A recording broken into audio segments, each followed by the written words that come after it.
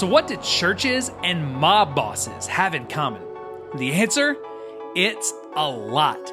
Just like mob bosses trying to intimidate and scare people into silence about crimes they've witnessed, some church leaders are doing the same things because they're running similar playbooks. And that's super gross, but it's really unchristian. And in today's episode of the Church Disrupted podcast, we're going to take a look at 4 massive churches that have recently exhibited this mob-type behavior. And we're going to show you some of the tactics that unsafe churches use to keep people silent, just like this. Now, this is not the case with most churches. We have to say that. But churches and leaders who are acting in these ways, guys, they're dangerous, and we think they need to be shut down immediately. It's also important that we know if our churches are using these tactics, and if they do, that we let them know these are unacceptable behaviors.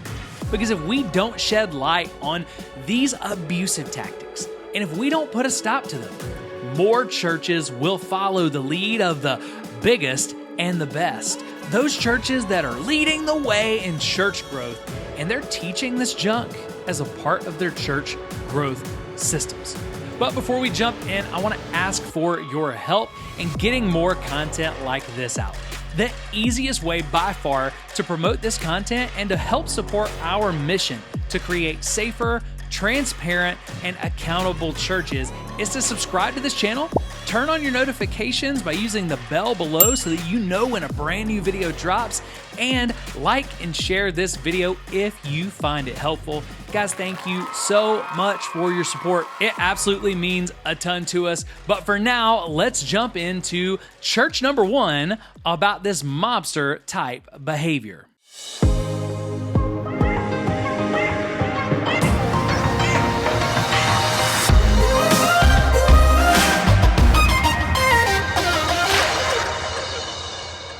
And hey guys, just a reminder, this particular episode is a little more video heavy than our normal podcast episodes are. So if you're not already watching on YouTube or you're on Spotify where you have access to the video, I really do recommend, if you can, going to Spotify or YouTube where you can catch the video. If you can't, of course, it's still their audio. It's still going to make sense, but the best experience for this episode is going to be where you can watch it and where you can see the different videos that we're going to share. Let's start with Fellowship Church in Grapevine, Texas, pastored by Ed Young.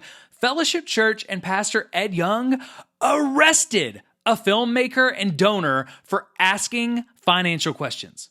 That's right, they arrested someone for asking financial questions who had donated to their church multiple times. Saturday before last, while working on a piece for his documentary, The Religion Business, and they were working on a piece about Kenneth Copeland, Nathan Apfel posted a video about uncovering another issue that needed to be investigated, and it was housing allowances. For those of you that don't know what housing allowances are, in a nutshell, housing allowances is untaxed income that a pastor can receive. Okay, this is an IRS benefit that is supposed to be, we're not taxing the money that is spent on your home.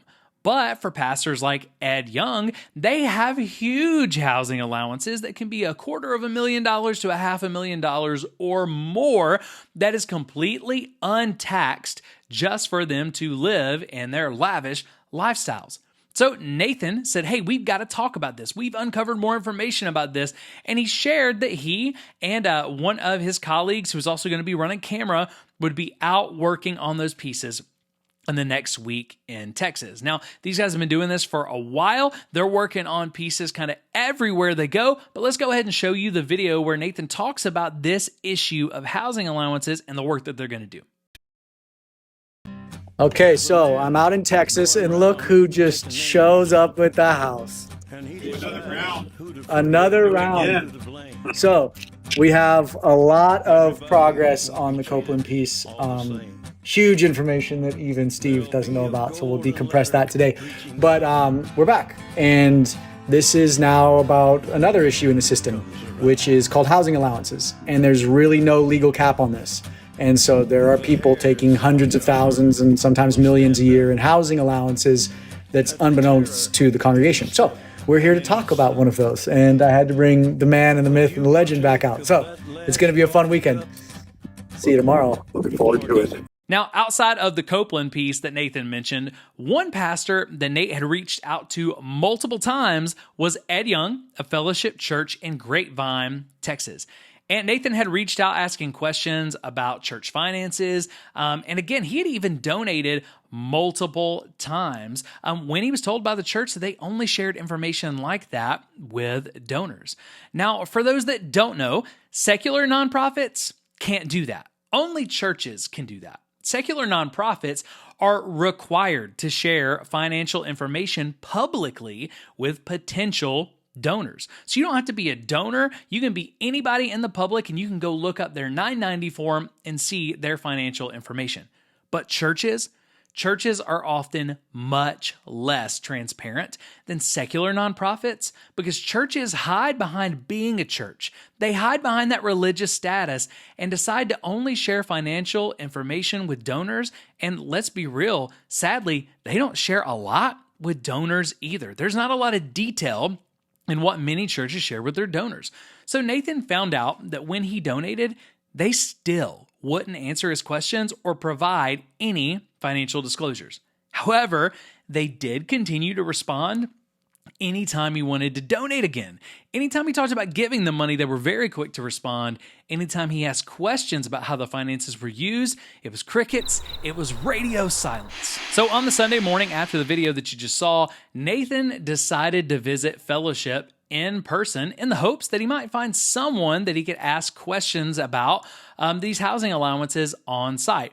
And of course, as he always does, he was going to document his experience. Because when you do this work trying to uncover things in churches that they may not want people to know, guys, the truth is it can get dangerous. And we recommend to people anytime that you are operating as a whistleblower, even in your own church, to record conversations, whether that's audio, whether that's video, because it's for your own protection. So, of course, Nathan is going to do that. Now, while he was there, he went to the gift shop to buy a hoodie, a notebook, and some other stuff. He was going to buy some stuff for his daughter because Nathan doesn't just go to these places. He checks them out, and usually he donates, he buys some things, that sort of thing. But while he was there in the gift shop, he was approached by a rep from the church who was angry about a video that Nathan had previously shared on social media.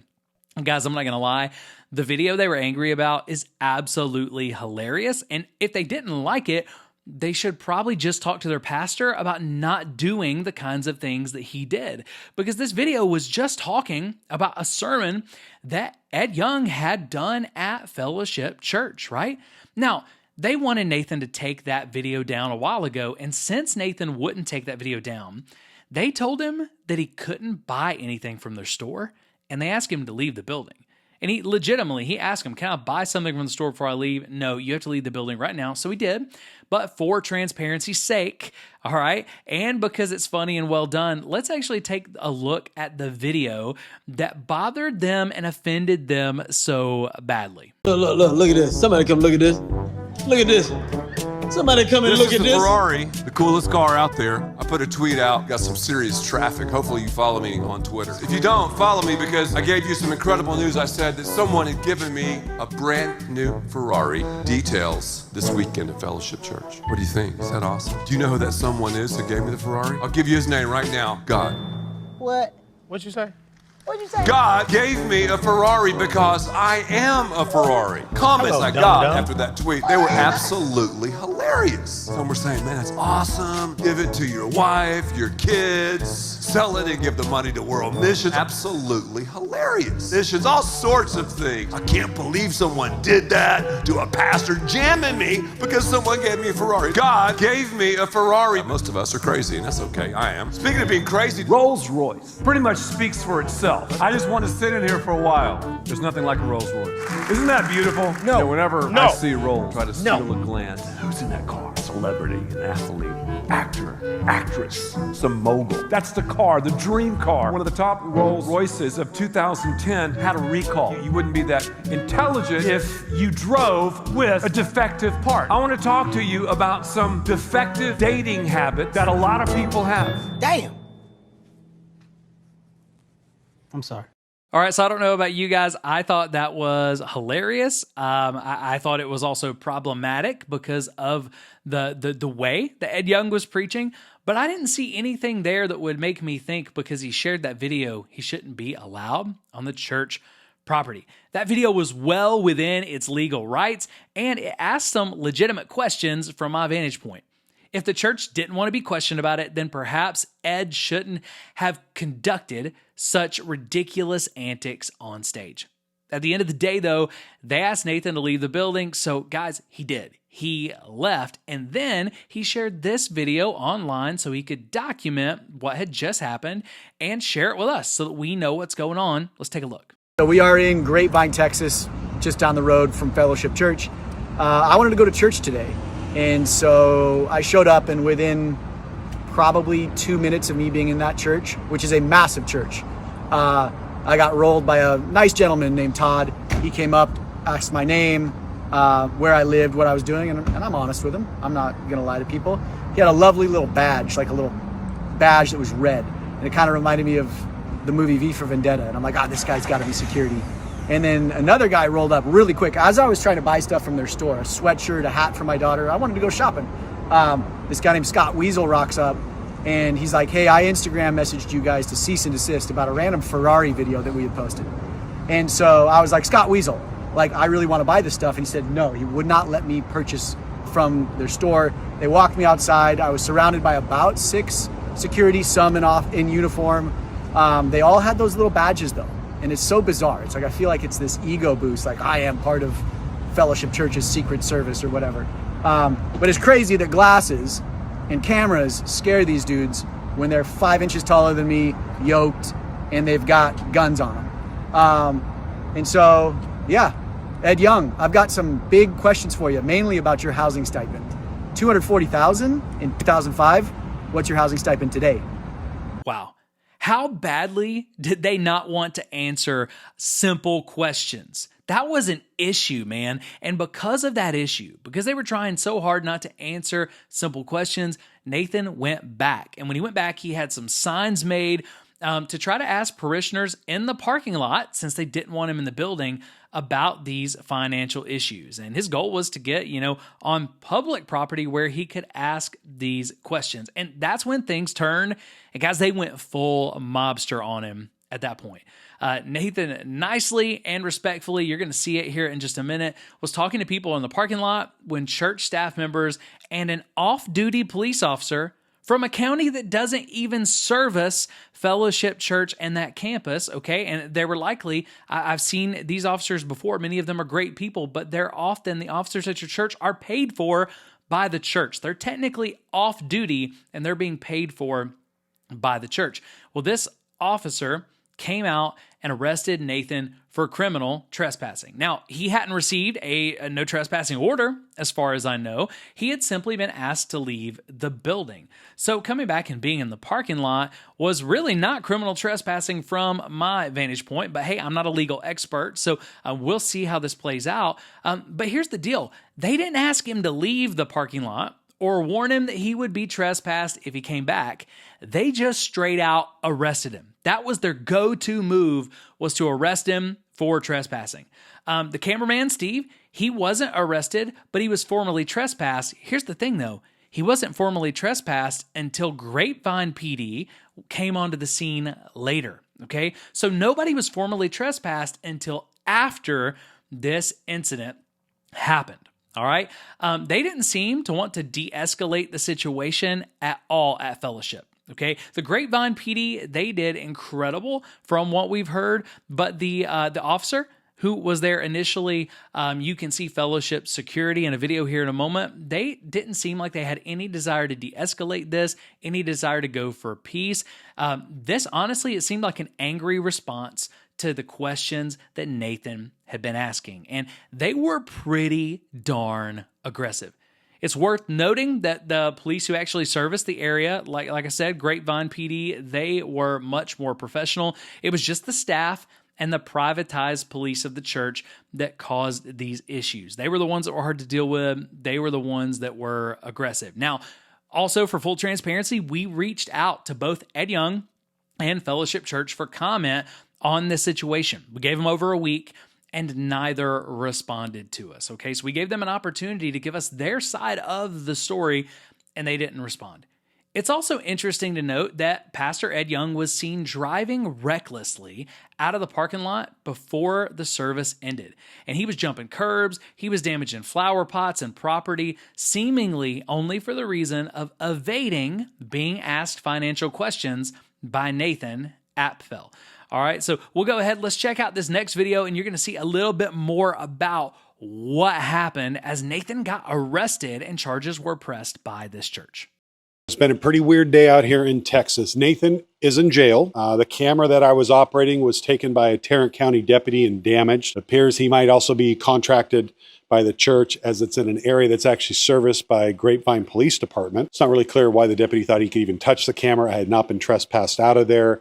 I was filming actually police activity in a space, viewable by the public. That'll be dealt with in time. And then on top of that, we tried to find out from the deputy where he believed the public space and private space or privately owned space started and stopped. He said that he just would not be answering that. All of this started when Nathan Apfel went to go talk to Pastor Ed Young. There's now documentation showing that millions are paid out in housing allowances. These are on top of the salaries. And so the concern is, it's just full disclosure. Show us where the money's going. Make this make sense. Unfortunately, though, they haven't wanted to respond to any inquiries. And then when we showed up, they had well over a couple of dozen private security personnel show up, and this one just kind of really wild deputy out there. And then Grapevine PD showed up as well. They seem to actually be pretty professional and easy to work with. So at this point, Nathan has now been in jail for about 7 hours. It sounds like he won't be out until tomorrow at the earliest. We're waiting for a bail amount to be set so we can go make that bail and get him back home. So there'll be a lot more to come out of this whole situation. We're working on some other public records requests for what happened out there in the parking lot today, and we'll get you an update then. Now, if it's not crazy enough that Fellowship decided to press charges here, they actually wanted to have Nathan arrested, and he spent the night in jail. It wasn't until the next day, guys, that he was able to get the bail amount set and get out of jail. And in the process of the arrest, his elbow was injured. All right, he already had some issues with his elbow. It was injured further. He had warned the officer about that. You can actually hear him warning the officer about the discomfort and how it was affecting the prior condition that he had. He asked him to stop wrenching his elbow and wrist in the video. And as far as we can see from the video evidence that you can see, that you watched and will watch, the officer never complied, and he never showed any concern or any empathy for Nathan at all. It's also important to note that Nathan never showed any aggression. There was zero aggression that I saw. There was zero resistance that I saw to warrant such aggressive behavior by the officer. The only thing I saw Nathan doing was asking questions peacefully, even when they put him in the handcuffs. Now, once they had him in the handcuffs, what was their primary concern? Did you notice it? The primary concern of everybody involved was getting Nathan away from the public. Why? So that the church didn't look bad. Let's take a look at another couple of videos. I'm going to show you a closer look at what happened. And guys, just take a look with all of this information. Does Nathan look like a dangerous person? Does he look like an aggressive person? Do you see anyone trying to de-escalate the situation? Or do you see people abusing their power because someone asked uncomfortable questions? I'm going to let you decide. Let's take a look together. Detained. You ready? How was church? Great. Awesome. Do you guys know Ed's housing allowance? Do you know who I could ask? Ed, weren't you guys just asked to leave the property? The police department's headed here now, so if y'all want to wait for them, that'd be great. Well, we just have a couple questions. You're welcome to stand right here. Where could I get one of the little pins? Does that mean security? Because I've seen people carry them. Hey, this is private property. Well, I just want to talk to Ed. Oh, no, you know what? Actually, where's our law enforcement? With Tarrant County police officers. Okay. And, Do you guys pay them, or are they on police If you just time? hold tight right here, we're glad you guys are back. Thanks. Yeah. I donated, so I kind of have a couple questions about Ed's. That doesn't matter? Jesus is all about truth. We can know the truth, and the truth will set us free. You are going to be placed under arrest for criminal trespass. Hand your stuff to them. No, these are my signs. You're going to be They're my detained. sign. This is my property, sir. Private This is my property. You can't take people's property on you private have been warned property. for being detained. Hey, my elbow is, I have a damaged elbow, so this is not nice. Don't take my, why would you take my phone? That is my property as well. I have a question about salaries and housing allowances, and this is how they treat people. They don't respond to emails, they don't respond to calls. It's the fear of truth. We think we traffic in the truth, but I would beg to differ. You need to get away from the public. Why? Is it making you look bad? Is it making the church look bad? Sir, you don't need to wrench down on that from my wrist. Off to jail.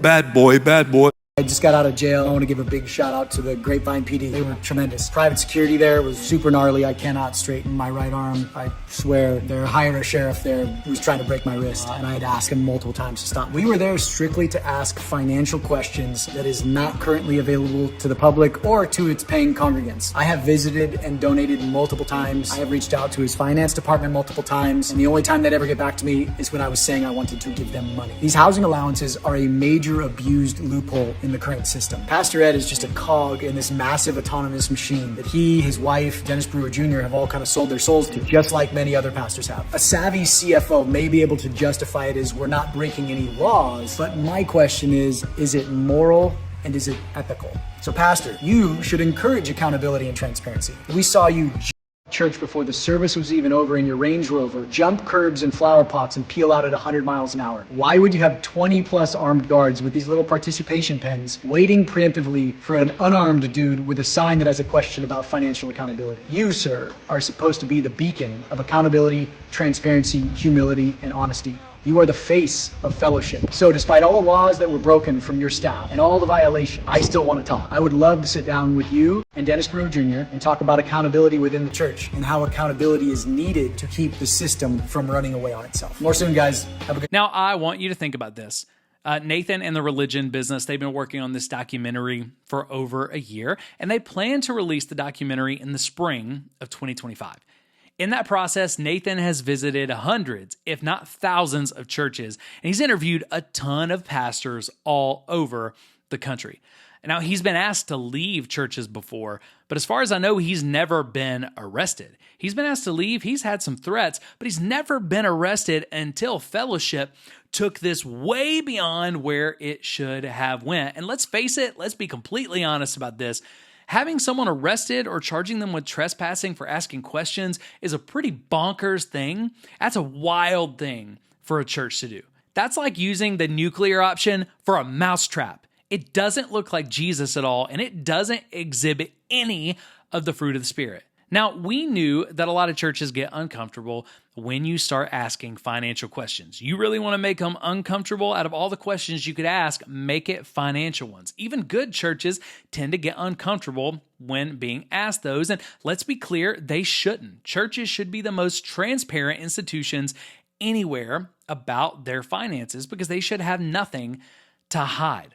But this mob-type behavior to scare Nathan and to try to silence him, it was a new level of ridiculousness for them. The sad part is, though, this kind of behavior happens all over the country every single week and every single Sunday. Again, that's not most churches, but it's way too many for us to ignore it.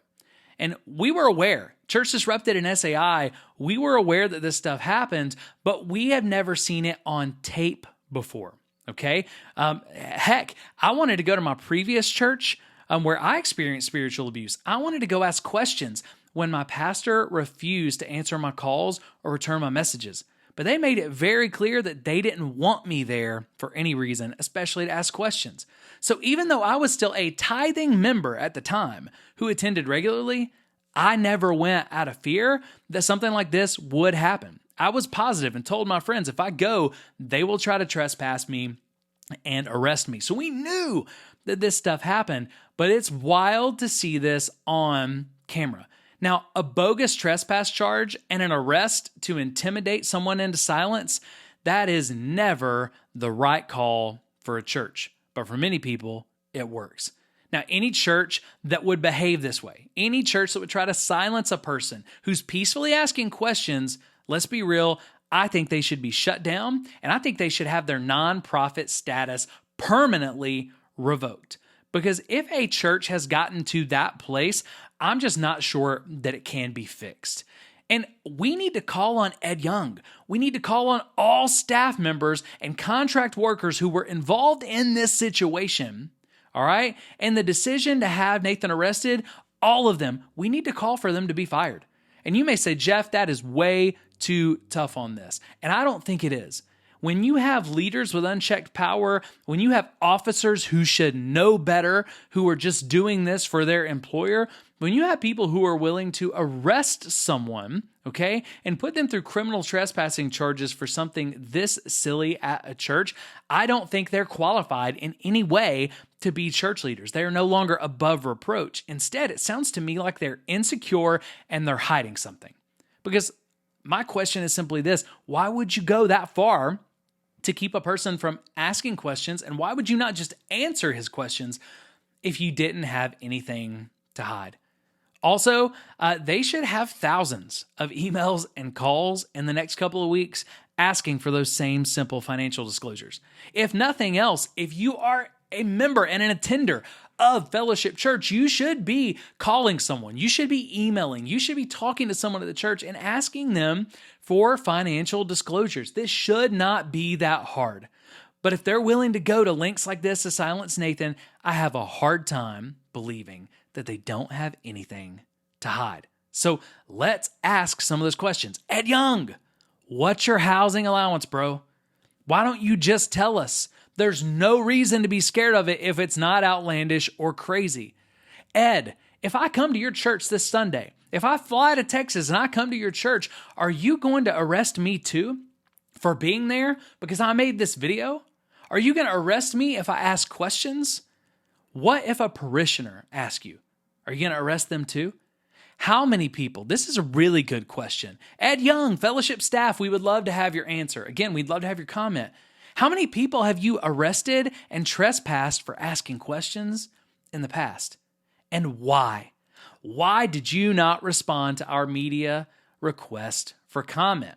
Okay, all of these questions I'm asking of Ed Young and Fellowship Church in Grapevine, Texas, and I hope that others will join me in asking them as well. Now, if you're wondering how this story ends, we don't quite know yet, but it doesn't look good for Fellowship and some of the ways that they massively mishandled this situation. But before we move on, I'm going to go ahead and let you see one last update. This is the last update that the religion business has released as of the time of this recording. But that way you can be caught up before we move to the next church that's went an even wilder direction in some ways to try to control their members with this mobster type mentality. But let's get one last update from the religion business. I got an update for you on my man Nathan, who got arrested earlier this week while we were in Texas. Turns out also this guy, Rick Twing, who was from the Copeland compound, if you remember him, he flashed his gun as well as a fake police badge on us. Turns out his employer may not have been so into it. And he's available for work if you want yourself an unhinged security guard. First off, I posted a cash bond the next morning and freed Nathan. Nathan got arrested while he was trying to ask Pastor Ed of Fellowship Church in Texas where the millions of dollars in undisclosed housing allowances have gone. Now, instead of just being willing to answer some very simple questions, they instead decided to bring all their private security guards, including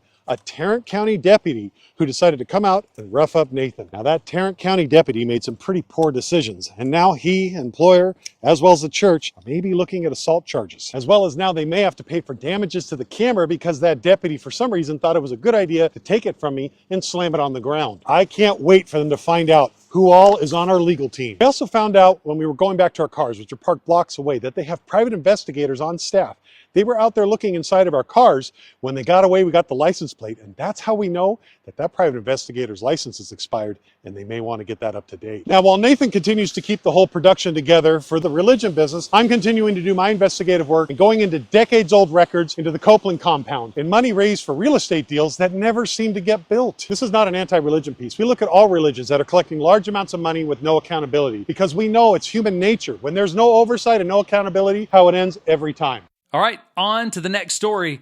Immanuel Baptist Church revises its bylaws, y'all, to restrict free speech and silence detractors. This story is absolutely wild. And things like this should never happen in a church of any kind. Now, if you're unfamiliar with Immanuel Baptist Church in Arkansas, this whole story started publicly when a report came out in December of 2023 that the church leadership kept a former staff member's child SA crimes hidden for years. Not weeks, not months, but years. For years, they hid these things from the congregation. And essentially, a predator had been in their midst, and the pastor kept it secret from the church body. And in January of this year, a deacon called for the senior pastor's removal. And later in January, the church literally tried to require the deacons to sign sweeping NDAs about the whole situation. And more deacons left the church in February after church leaders tried to get them to sign a loyalty pledge to the church and its leadership. So after a deacon has already called for the senior pastor's removal, they responded with trying to get them to sign a loyalty pledge and trying to get these deacons, the rest of them, to sign sweeping NDAs. Now, talk about tone deaf. When you have someone, a church leader, who has hidden crimes and behavior and sin like this, okay, man, at that point, I would think the last thing you would want to do is try to get people to sign NDAs or try to get them to sign loyalty agreements. But from the beginning, it seems that IBC was more concerned with loyalty, silence, and protecting its own reputation than protecting the children and the families inside of its walls. And let's be honest, from my vantage point, that is disgusting and it's disqualifying. It should never happen in a church. Now, after they finally removed the pastor, okay, they removed the senior pastor at Immanuel Baptist, and months passed, they came back onto the scene this month to propose brand new bylaws to the church. Now, here's the crazy thing about the bylaws. In these new bylaws, there were some provisions that would restrict church members from saying anything perceived as negative or potentially negative to the media. Okay? Anyone who says anything that this church deems as negative could be removed from membership, disfellowshipped, excommunicated, and kicked out. Now, if your church has something like this in its bylaws, let's be real, you need a new church, friend. All right, that is not a safe church for you to be at. And if this church is asking for that, they are not a safe church to be at either. I can't fathom why anyone would still attend IBC after this, but people still are. And to make it worse, longtime member and attorney Mike Rainwater, he admitted that these bylaws were actually in response to some of the scandals that the church has faced recently. And instead of instituting new policies to keep from covering up abuse again and to protect children, their answer instead was to include silencing provisions in their bylaws to keep members quiet and to keep potential concerns or commenting on future issues completely quiet, completely moot. And of course, as with all of the stories in this video, all 4 stories we're talking about in this video, the church conveniently had no comment when the Roy's report reached out to them. You're starting to see a pattern here. These churches are doing crazy things. They're acting like absolute mobsters, doing whatever it takes to try to silence people. They're doing things that don't look like Jesus at all. And when anyone asks them about it, their go-to is crickets. No comment. We're not saying anything. And we need churches that can begin to speak up. If you're going to do this kind of stuff, if you're going to act this way, then at least tell us why you're acting this way. Because when a church has no comment to a public scandal, not only is that bad PR, it's worse Christian behavior. All right? This scandal, it continued to grow over time as well. So this whole scandal with IBC, it started with one instance of the pastor hiding some of these crimes by a former staff member, okay? It started with covering up the allegation and charges against Patrick Miller, but it grew when it became known later that a former student ministry volunteer was arrested on charges of first-degree sexual assault of a minor in 2020. So this thing just kept getting worse.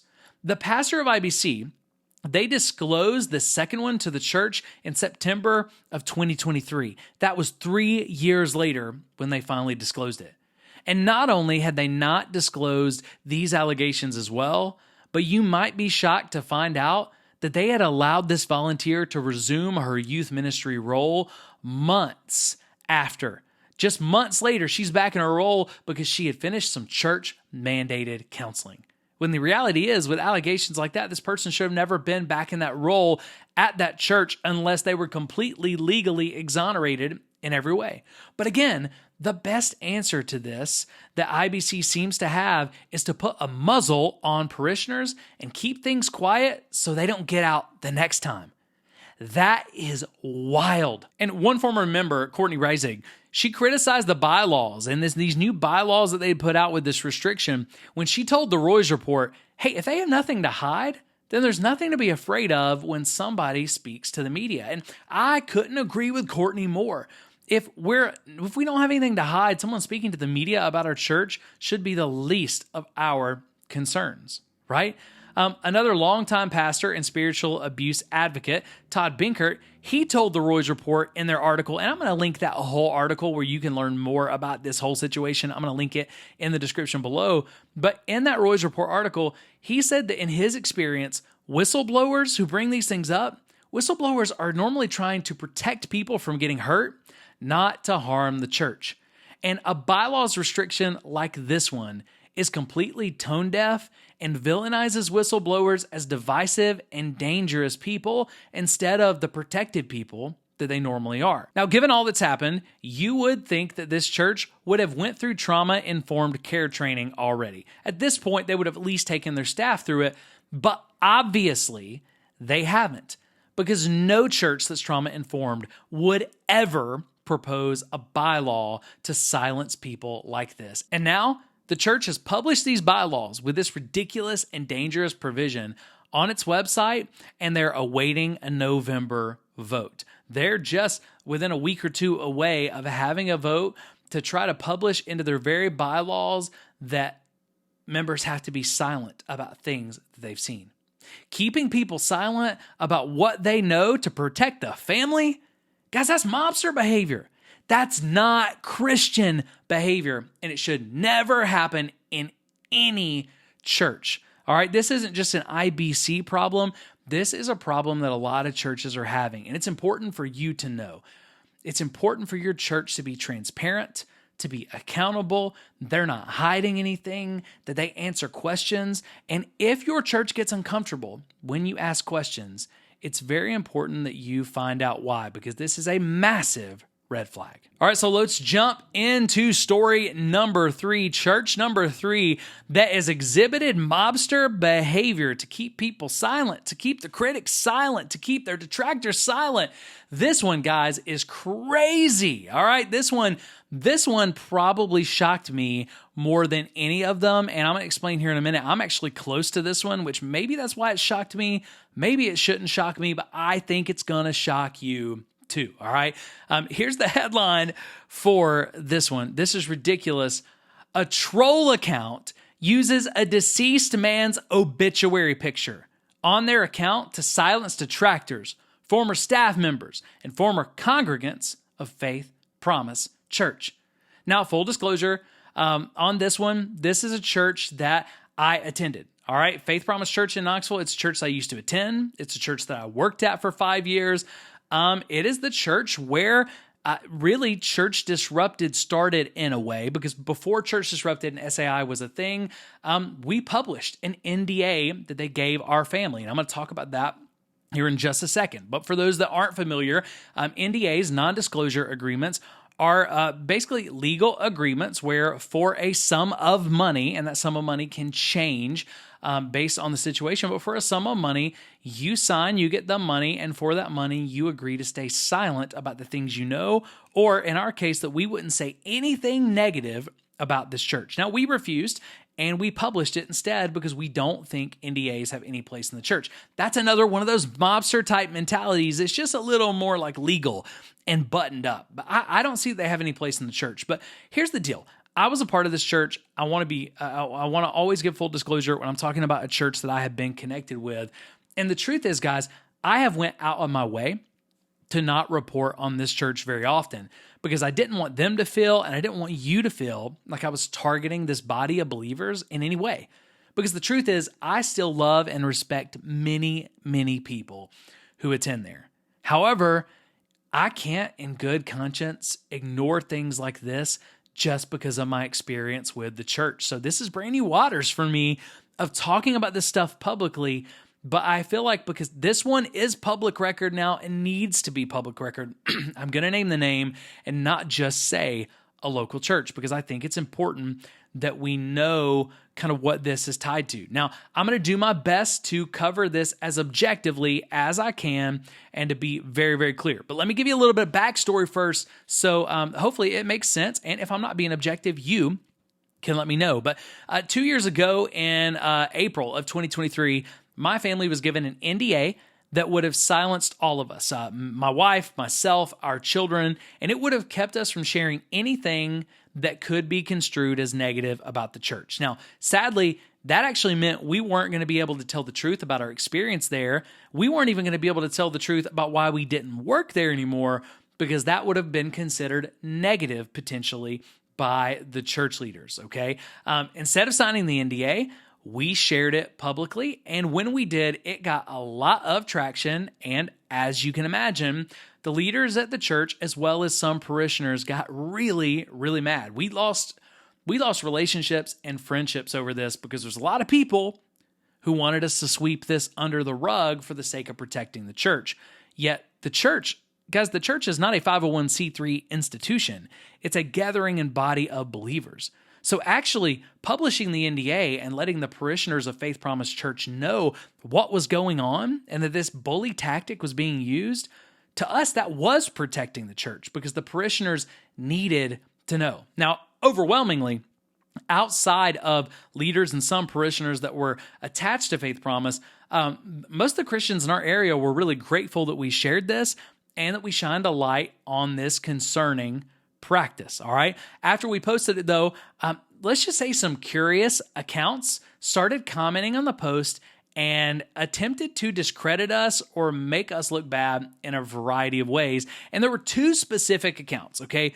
Two specific accounts that had all the markers of fake troll accounts. And a friend from the corporate world reached out to me privately to let me know that those same two accounts, they looked just like the paid troll accounts that big corporations they had been a part of used to control PR narratives and to discredit critics. Now, that makes much more sense in big corporations. Still shouldn't happen, but it's one thing to think about big corporations potentially paying trolls.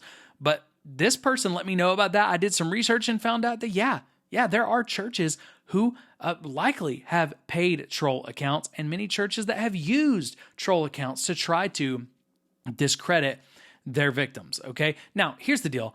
I didn't want to get into any of that. I didn't want to have had to share publicly what we already had. I didn't want to hurt the church. So I just blocked them and I moved on. But both accounts, they continued to attack me and my family in various ways. Now, some of those ways they attacked us were subtle. Others were really brash and angry, all right? But here are the two accounts that we identified as fake accounts. One was Rand Smith, all right? You see it right here. It doesn't have a real picture or anything. We'll talk about it here in a minute. The other was Calvin Spurgeon, all right? Now, one was a brand new account. Calvin Spurgeon was a brand new account that was created right about the time we went public with the NDA. The other one, Rand Smith, had been created about a year or so before, it looked like. But when you look at it, it had no activity really until after it was created. It had no activity until our post. Both accounts had very few friends. That's how we knew they were troll accounts. All the friends, especially at the time, it's still true for most of these today, but all the friends were from Faith Promise. And many of them were on staff at the church. To this day, most of these accounts' friends are still connected to the church and its staff. And you're going to see some of those on the screen, circled and on the screen. This is a lot of people at Faith Promise and a lot of people who are on staff who are friends with them, okay? But we have no indication these are real people at all. And one of these two accounts was an amalgamation of two famous theologians' names, right? Think about it. Calvin Spurgeon is an amalgamation of John Calvin and Charles Spurgeon. Now, this is just a side note, but theology bros, if you're a theology bro out there and you are trying to create fake troll accounts to protect your church, you should probably be more careful when creating troll accounts for churches than to bring your love for theology into it, because Calvin Spurgeon immediately felt like a fake account because of the name. All right. Now, one of them had no real profile picture. That was Rand Smith, had no profile picture or legitimate info on the profile that showed them to be a real person. The other one, Calvin Spurgeon, had a real profile picture, and we didn't think anything about it at the time. But recently, and I'm going to get into this deep in a minute, but recently we learned that the picture was stolen, guys. That picture was stolen from an obituary of a man who died years ago in Michigan. Yes, you heard that right. This account was, and still is, using a dead man's picture as their profile pic. And they stole that profile picture from an obituary online. But again, we're going to get into that more in just a minute, but I'm telling you, this is crazy to see anybody associated with the church doing this. Now, both of these accounts, they were friends with each other, and they kept playing off each other's comments, both on my post and when I blocked them on their own accounts, talking about me for people to see. But then one of the two accounts, Rand Smith, again, I'm going to let you see it right here, they left a barrage. And when I say a barrage, I mean more than I could count. They left a barrage of negative comments attacking my business Facebook page. Had nothing to do with my dealings with the church or anything else. They attacked my business Facebook page and tried to destroy my reputation. Now, if you know, when you got a business Facebook page like that, when people are commenting, people are sending you messages, you have to respond or it actually looks bad on you. So not only were they attacking me publicly, I had to respond to every single comment. And how did I finally get Rand Smith to go away? I offered to take him to coffee, to buy his coffee, to meet him face-to-face, or to meet him virtually. But guess what? I didn't hear anything else from Rand Smith after that. Why? Because a fake troll account can't meet with you, right? Now, that same account, Rand Smith, he portrayed himself as an atheist who was gleefully using my post and what we did as just another reason why he should hate the church when he first started commenting, okay? And it was a reason why people were getting really upset with me, saying, Jeff, look at what you're doing and how you're impacting unbelievers. Now, here's the problem, though. Later on, they accused me of saying negative things for years about the church, and they gave me a few examples.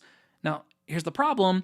The examples they used, especially one in particular, would have only been perceived as negative about leaders of Faith Promise by a handful of people. And here's why. Because the phrases that they highlighted from these posts that they traced back to Faith Promise leaders, those were phrases that only a few people knew. They were phrases that I had not shared with hardly anybody, right? So it let me know this person in some way was connected to Faith Promise, and they likely weren't the atheist that they were claiming to be, because an atheist generally doesn't care about those things, and an atheist who is disconnected from this church would have never seen any of those comments as being really negative. At least I don't think that they would have at all. But I dealt with all that. I responded to the business comments. I blocked both accounts, right? The only thing I did after that, okay, and then we're going to fast forward and you're going to see these things still happening. The only thing I did after that was in a meeting with the elders from this church, discussing some sin and spiritual abuse concerns that we had. I brought this up and I shared with them on recording that there were fake troll accounts that I believe were attacking us on FPC's behalf. Now, I want to be clear. I was clear there, and I want to be clear now. I have no idea if Faith Promise's church leadership or if anyone on staff knew about these accounts initially, okay? And I'm not saying that anyone on staff or anyone in leadership commissioned these accounts or that they're behind these accounts. I have no idea. I simply don't know, and there's no way that I know to find out. But it is clear to me that these accounts are connected to Faith Promise in some way. Faith Promise, the body of believers, not necessarily the 501c3 organization. And the people behind them, by all accounts, are behaving this way for PR purposes. They behave this way to spin the narrative about the church and to silence any critics of the church or former staff members who may speak out. Now, originally, I thought they were just speaking out about us. I thought they were just created to address our situation. But this fall, they popped up again when another former staff member spoke out. Because this former staff member was still attending church there, but they had a negative experience at the church where they were fired from their volunteer role and asked to leave because of a political shirt. And they were just a volunteer at this time. They wore the shirt on a Sunday morning. All it was an Evangelicals for Harris shirt. And regardless of what you believe about that shirt, it is wild that you would fire someone from a volunteer position and ask them to leave the church without asking them to first just, hey, could you not wear that shirt next time, right? And again, regardless, that just seems like a gross overreaction. But that's not the point here. I want to talk about these accounts. When this gentleman posted about his experience with Faith Promise, which two accounts do you think popped right back up on Facebook after years of me not seeing them? That's right, Rand Smith and Calvin Spurgeon. And they were trying to stir up people against him again. They were trying to discredit this person as well. Guys, 2 years later, these accounts were still being used. And 2 years later, the same playbook was still being used to silence people who had concerns or were sharing about concerning behaviors with this church. Now, again, I don't know if these were just very zealous volunteers. Maybe they were staff members, maybe they were paid professional trolls, or maybe they were just someone who attends the church or knows someone who attends the church. I don't know who's behind it, but I will say this, it takes a lot of commitment. It takes a whole lot of commitment to stay with this kind of behavior and keep running fake accounts like this over the course of years. Now, should a church ever use troll accounts to discredit and attack people who question them? No. I don't see a good reason at all. If you see a good reason, let us know in the comments. But that's a behavior that always seems to be at odds with the great commandments to love the Lord your God with all your heart, soul, mind, and strength, and to love your neighbor as yourself. And it always seems to be at odds with the fruit of the Spirit to me. And again, it's just more of the abusive behavior that we are trying to get out of churches. But the worst part, the most sickening part, is what we found after these two resurfaced. We mentioned it earlier, okay? But a former member of this church who wishes to remain anonymous, they thought the picture looked familiar, so they did a reverse Google search, if I can speak. And when they did the reverse Google search, they found out that Calvin Spurgeon was using the obituary picture of Paul Brower of Holland, Michigan. Now, guys, that's sickening. That is sickening. And this person, they were sickened by it. They wanted to share publicly what was going on when they realized it, but a former staff member that they know warned them against it because they said that this church, Faith Promise, they believed that the church and their leaders would retaliate against them and come after them. Now, do I know that they would do that? No. But that's why this person reached out to us, because they had been warned and were scared of that, okay? So this person warning them recommended that they send it to us. And guys, I was absolutely nauseous when I realized what was going on. And just when I thought that I could never be surprised by the bad behavior of a church again with all that we see, this one honestly floored me.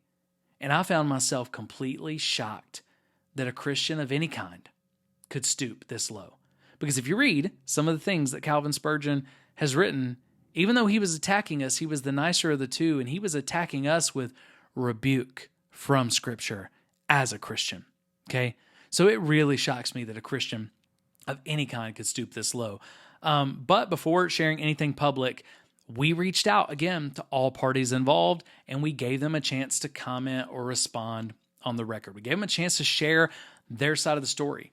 And my hope, quite honestly, my hope was that Faith Promise leaders would at minimum denounce this behavior and ask anyone who had knowledge of the accounts to come forward and ask anyone who was involved to simply stop it, okay?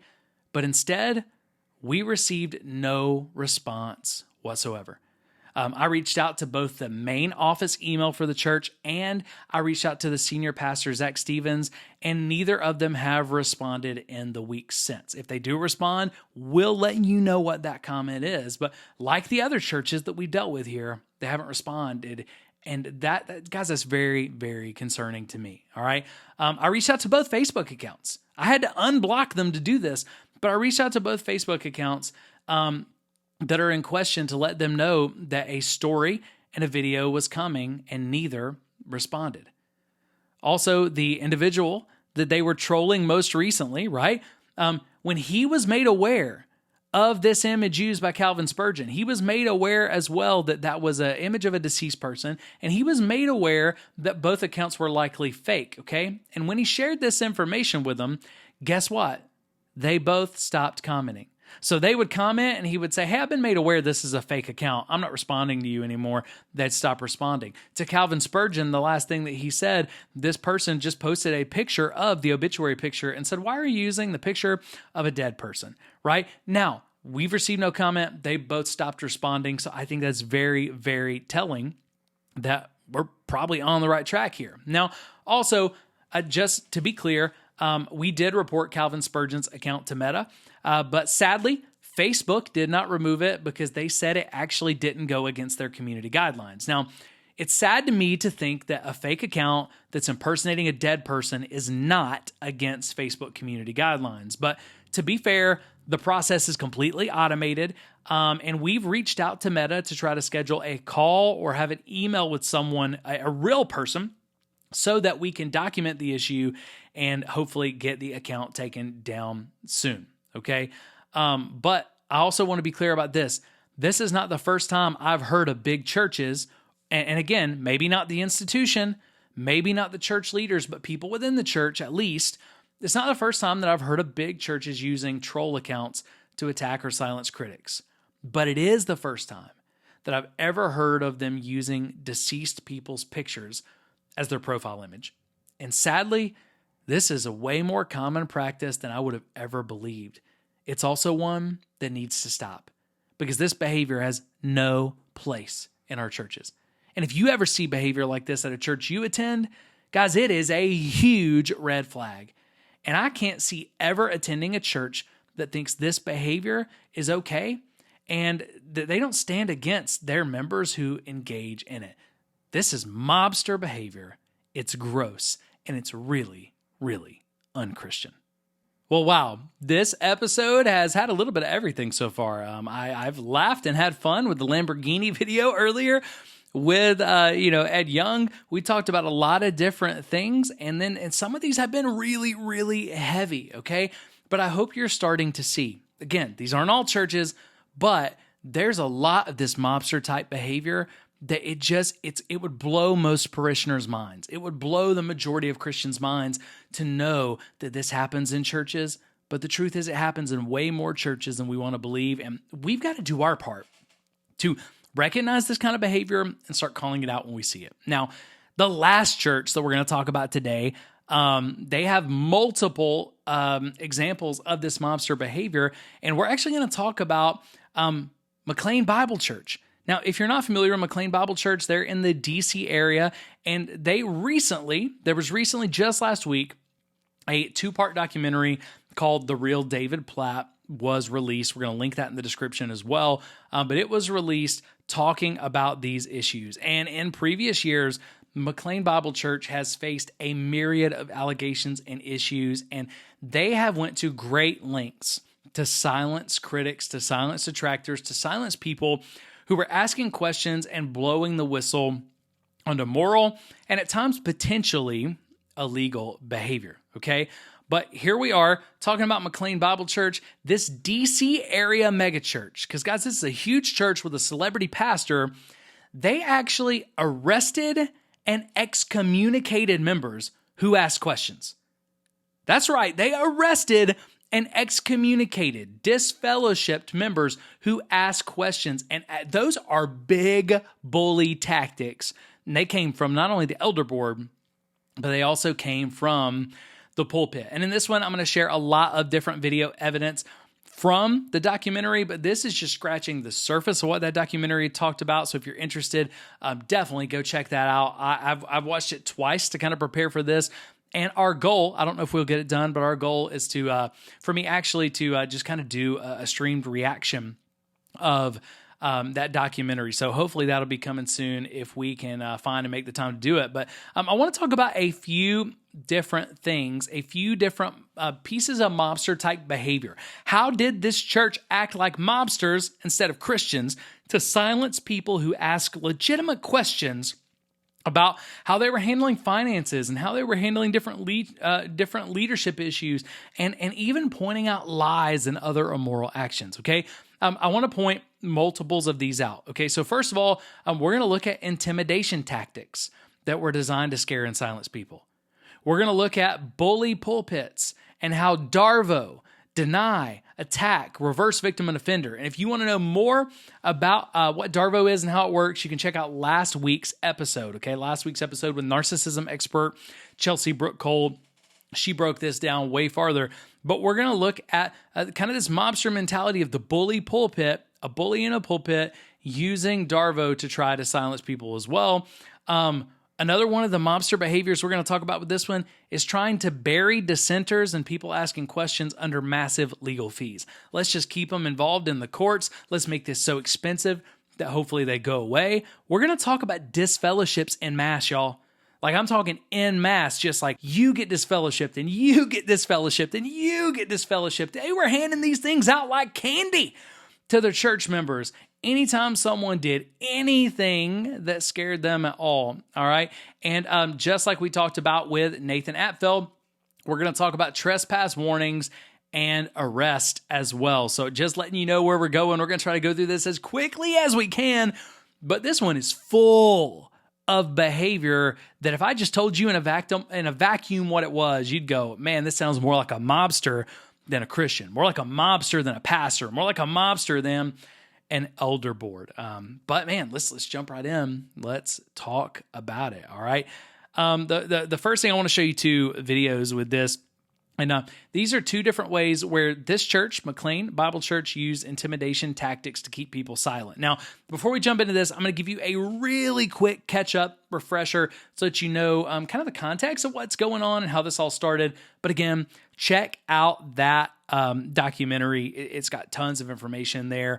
Now, some of the stuff they were upset about, it's like more almost political in nature, but other stuff was like super legitimate, just about church government and moral issues. But essentially, David Platt, a celebrity pastor, he's written best-selling books like Radical. He was the leader of the International Mission Board for a long time, kind of a darling of the Southern Baptist Convention, one of their youngest pastors that they pushed for a really long time. Well, he becomes the pastor of McLean Bible Church, and in the years after, it became known that while this church was in their constitution, they were not supposed to be Southern Baptist or a part of any denomination. It looks like he secretly tied them together with the Southern Baptists, secretly joined the denomination, started giving hundreds of thousands of dollars and then millions of dollars to the denomination. People found out about it. When they found out about it, they asked questions, and he refused to answer the questions. He spun, he gave non-answers, and then eventually he lied. They caught him in these lies, and what really kicked all of this off was at one of the business meetings they were having where they asked some questions, caught him in lies. One of the longtime church members, they brought up in the business meeting the way the Constitution allows. They did it the right way. They made a motion to have a vote of no confidence and remove the senior pastor, David Platt, from this church, and they brought evidence for why he had lied about this issue. Okay, so that's just kind of the background there. A little bit of the boring part, or if you're like me, it may be the interesting part, because I thought that was super interesting. But here's some things they did to intimidate people and keep them silent. So I'm going to go ahead. We're going to look at a couple of videos here. All right, guys, so I want to pull this up. I'm going to show you a video, and you're going to see kind of the beginning of this and how this church, after this potential vote for removal was brought up, how this church began to handle critics, how they tried to keep people silent. There is a ton of intimidation here. So let's look at this first video, and then we'll talk about it and what it means. So the vote went forward. There'd be a couple changes this time. There would not be secret ballots, which was another large red flag. They gave us ballots with our name stickers on them. I knew that a lot of people who currently did ministry, they could lose the room for their ministry that was met at. And so I just couldn't believe it. I took a picture of it. you can easily come to the conclusion that there's some intent to intimidate, since a lot of church staff is a couple hundred, they're voting. So it was weird. All right, so this whistleblower came forward, said, hey, David Platt, our pastor, has been lying to us about this. Not only were we affiliated with the Southern Baptist, but there's been a lot of money going to the Southern Baptist. Because of those lies, because of that immoral behavior, he called for a vote of no confidence. Now, they didn't have the vote there, and we're going to talk a little bit more about what happened at that meeting a little later on, especially with the whistleblower, Jeremiah Burke. But what they didn't have the meeting there. They scheduled another meeting. But when they had this meeting, they made some changes they never made before, okay? And one of the changes you heard there was they didn't do a secret ballot, but when people got there, their names were on their ballot, so you had to know who voted. Now, you may be thinking, Jeff, that's actually really good. People should stand behind their vote. But the reason why churches tend to do secret ballots in these ways, they may make sure that every person in the room is a legitimate member, okay? That's perfectly acceptable. But once you get in there, you do secret ballots because what if this vote of no confidence fails? You don't want a pastor or elders or other leaders coming after you, and you don't want to put them in the situation where every time they look at you, they think, oh, that person voted against me, okay? These things can get really contentious. They need to be able to happen, but with secret ballots, it protects everybody involved. So you heard on that video, someone said, hey, people could lose their classes. They could lose their volunteer roles. They could lose a lot if they voted against these people with their names on the ballot. And that last guy who talked, he said, it really felt like they were trying to intimidate us. But that's just scratching the surface, okay? Listen to just kind of the environment. This is going to remind you a little bit of fellowship that we talked about earlier. Listen a little bit to the environment, what was going on, and how intimidating that could have definitely been as they got into this meeting as well. And what just spooked me was walk into the sanctuary. At every door into the sanctuary was a county police officer in our church. We were having a church meeting, and it was stunning.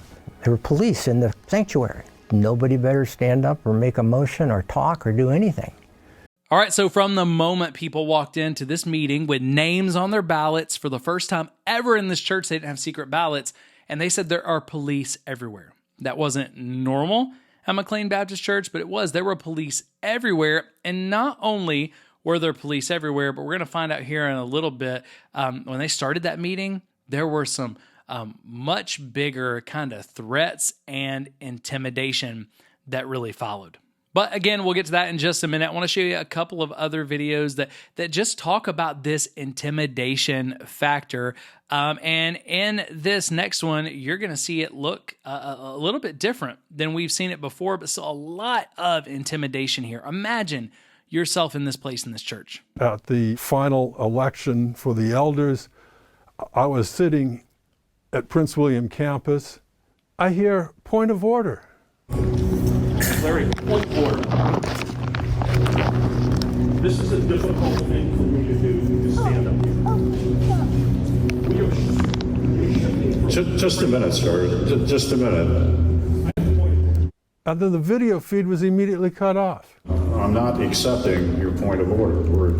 We're conducting this meeting, sir. We're conducting the meeting the way it's been orchestrated. I couldn't believe that this was a congregational meeting in which point of order, and then the meeting was over and the ballots are all collected. And I'm going to have you step out. We're not going to proceed until you're done. Let him speak, Bill. Let him speak. How many of you know? Now, from there, that meeting got pretty out of hand with people demanding, why are you silencing this person? Why won't you let them speak? But did you hear how calm this guy was when he stood up and simply said, hey, Larry, I'm so sorry. Larry was the chairman of the elder board. I have a point of order. Now, if you're not familiar with church business meetings or you're not familiar with Robert's Rule of Order, okay, Robert's Rule of Order, it's not just used in churches. It's used in nonprofit organizations, any organization with a board. It's how you handle these meetings. And a point of order, someone can bring up in membership a point of order. And what a point of order is it says, hey, I think we've done something incorrectly here. and we need to fix it, and we need to have a ruling on it. Okay. Now, his whole point of order, and they wouldn't let him talk about it, but his whole point of order, we found out later in the documentary, was he simply wanted the meetings from the last minute read, the minutes of the last meeting read, so that people knew exactly how they got there and why they were having that vote, because they were rushing through everything. Okay. But think about what happened in that video. You had a man who said, hey, I was at one of the other campuses. I heard point of order. And then the next thing I know, the video was cut. The video was completely cut to silence that person. So the only people that heard him and his point of order, which was valid, and it was done well, and the only people that heard him were the people at the main campus, because they cut the video. And there's no reason that you should cut the video in that situation. But then you see it kind of escalated pretty quickly with him. He had people around him, security trying to take him out. If you watch the full documentary, you'll see it's not much longer after that. He had police around him. They did eventually, and we'll talk about this, but they did eventually remove him from the meeting just for trying to have the point of order. Again, it was just more intimidation, more the church trying to silence somebody who he didn't really have a question. He had a point of order. He said, we're not handling this the right way. And he was correct by the rules that are set out, not only in their constitution, but in Robert's Rules of Order. Okay. But I want to let you hear one last video clip before we move on from intimidation tactics to keep people silent. But I think this sums it up really well. It's always been an integral part of the meeting to allow members to voice their thoughts and opinions on matters of relevance. What they were doing was systematically preventing us from speaking. Now, that's a member who didn't have any problems at that meeting. They weren't asked to leave or anything like that, but they'd been at this church for forever. And they said, hey, they were systematically trying to keep us from speaking. That's what it felt like. And I think that's probably a pretty accurate representation there. Again, this feels more like mobster type mentality than it does Christian mentality. But let's get to the next set of mobster style tactics that they used. It's the bully pulpit and Darvo. Now remember, Darvo, deny, attack, and reverse victim and offender. So someone brings an allegation, or in this situation, Jeremiah Burke brought a whistleblower allegation. Hey, I have evidence that David Platt has been lying about this. He's the one who made the motion to have this vote happen. And as we're leading up to the vote, listen, between the first meeting where they ended up removing him, even though he didn't do anything wrong, he was operating by the Constitution, he wasn't yelling or anything like that. They turned off his mic, they removed him. We'll talk about that again here in just a little bit. But not only did they remove him and do that, by the time they got to the next meeting, in between the two meetings, they used, the church leaders used Darvo, and they used their pulpit to try to bully people away, not just Jeremiah Burke, but other people who might vote against them. Now, they also removed about 400 people from membership like the week before. There are all kinds of lawsuits and stuff against that. Again, you'll need to listen to the full documentary to hear that, but let's go ahead. And I want you to hear a couple of the ways that they use their bully pulpit and Darvo. They use the power of the pulpit to try to make the whistleblowers and the people who had concerns look like the villains in this case. And maybe you've experienced this in church, maybe you haven't, but it's really crazy to hear. For those of you who have kept up with your emails, you've heard about a coordinated effort to get people to this meeting in order to vote against 3 wonderful, Christ-honoring, biblically qualified brothers as elders in the church. A group of members in our church family has interviewed and unanimously, joyfully affirmed each of them. And our elders have done the same.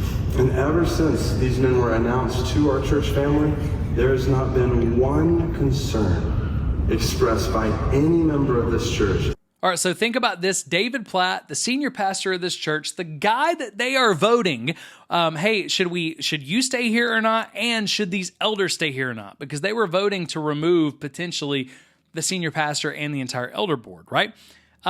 He gets up and uses the mic. Most people don't have the mic.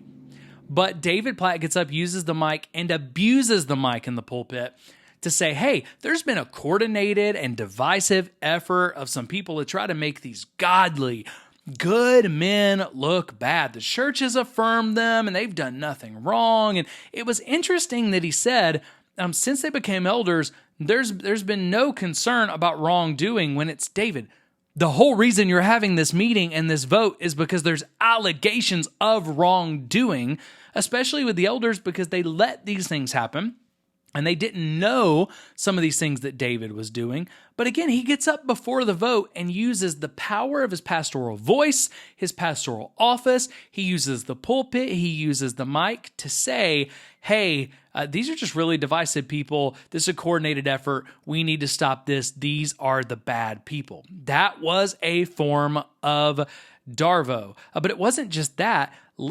Take a look at this email that was sent out to security team members that we know would be leaked to other people, gossip to other people about Jeremiah Burke. Now, Jeremiah Burke, if you go back and look at the documentary, the way that he originally brought the motion, it wasn't like super aggressive or anything bad. Yet they paint him out to be a mentally unstable person and basically blame his whole outburst, if you will, on mental health issues, trying to discredit him before the vote. Let's take a look. A few days later, the head of church security, Lucius Thompson, emailed his security staff that there was a mental health crisis sweeping the nation, and they had seen the effects of that at the congregational meeting on March 31st. To this day, neither David Platt nor the church leadership has apologized for this remark. Now, unfortunately, a lot of churches, when we start speaking against them, or you start speaking against a church, or you have concerns, or you blow the whistle on something that is wrong, okay, they'll say, oh my gosh, you're being divisive, you're trying to slander us. Now, you can't slander someone by telling the truth, okay? Slander and libel, those sort of things. Slander is when you're saying mean things to hurt someone that's not the truth, right? So it's funny that churches will accuse people of slander. Yet in this situation with Jeremiah Burke, this really was slander. He could have went to a psychologist and said, hey, am I mentally healthy, right? And if this didn't come from mental unhealth and instability, that was slander by the head of security at this church. Now, let's just stop there as well. Why does a church have a head of security?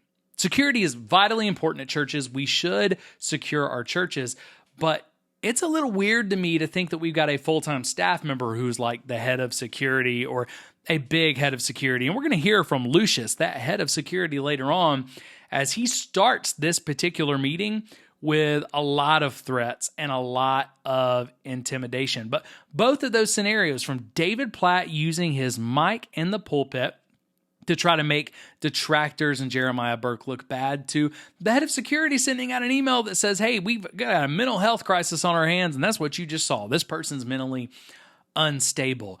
Both are forms of Darvo that are trying to paint the whistleblowers and the people who are bringing concerns as the villains, instead of dealing with their own issues and saying, you know what, we told some lies here. We weren't completely honest here. But again, they didn't take any ownership of that. They just wanted to make people look bad. And guys, this is a huge red flag in churches.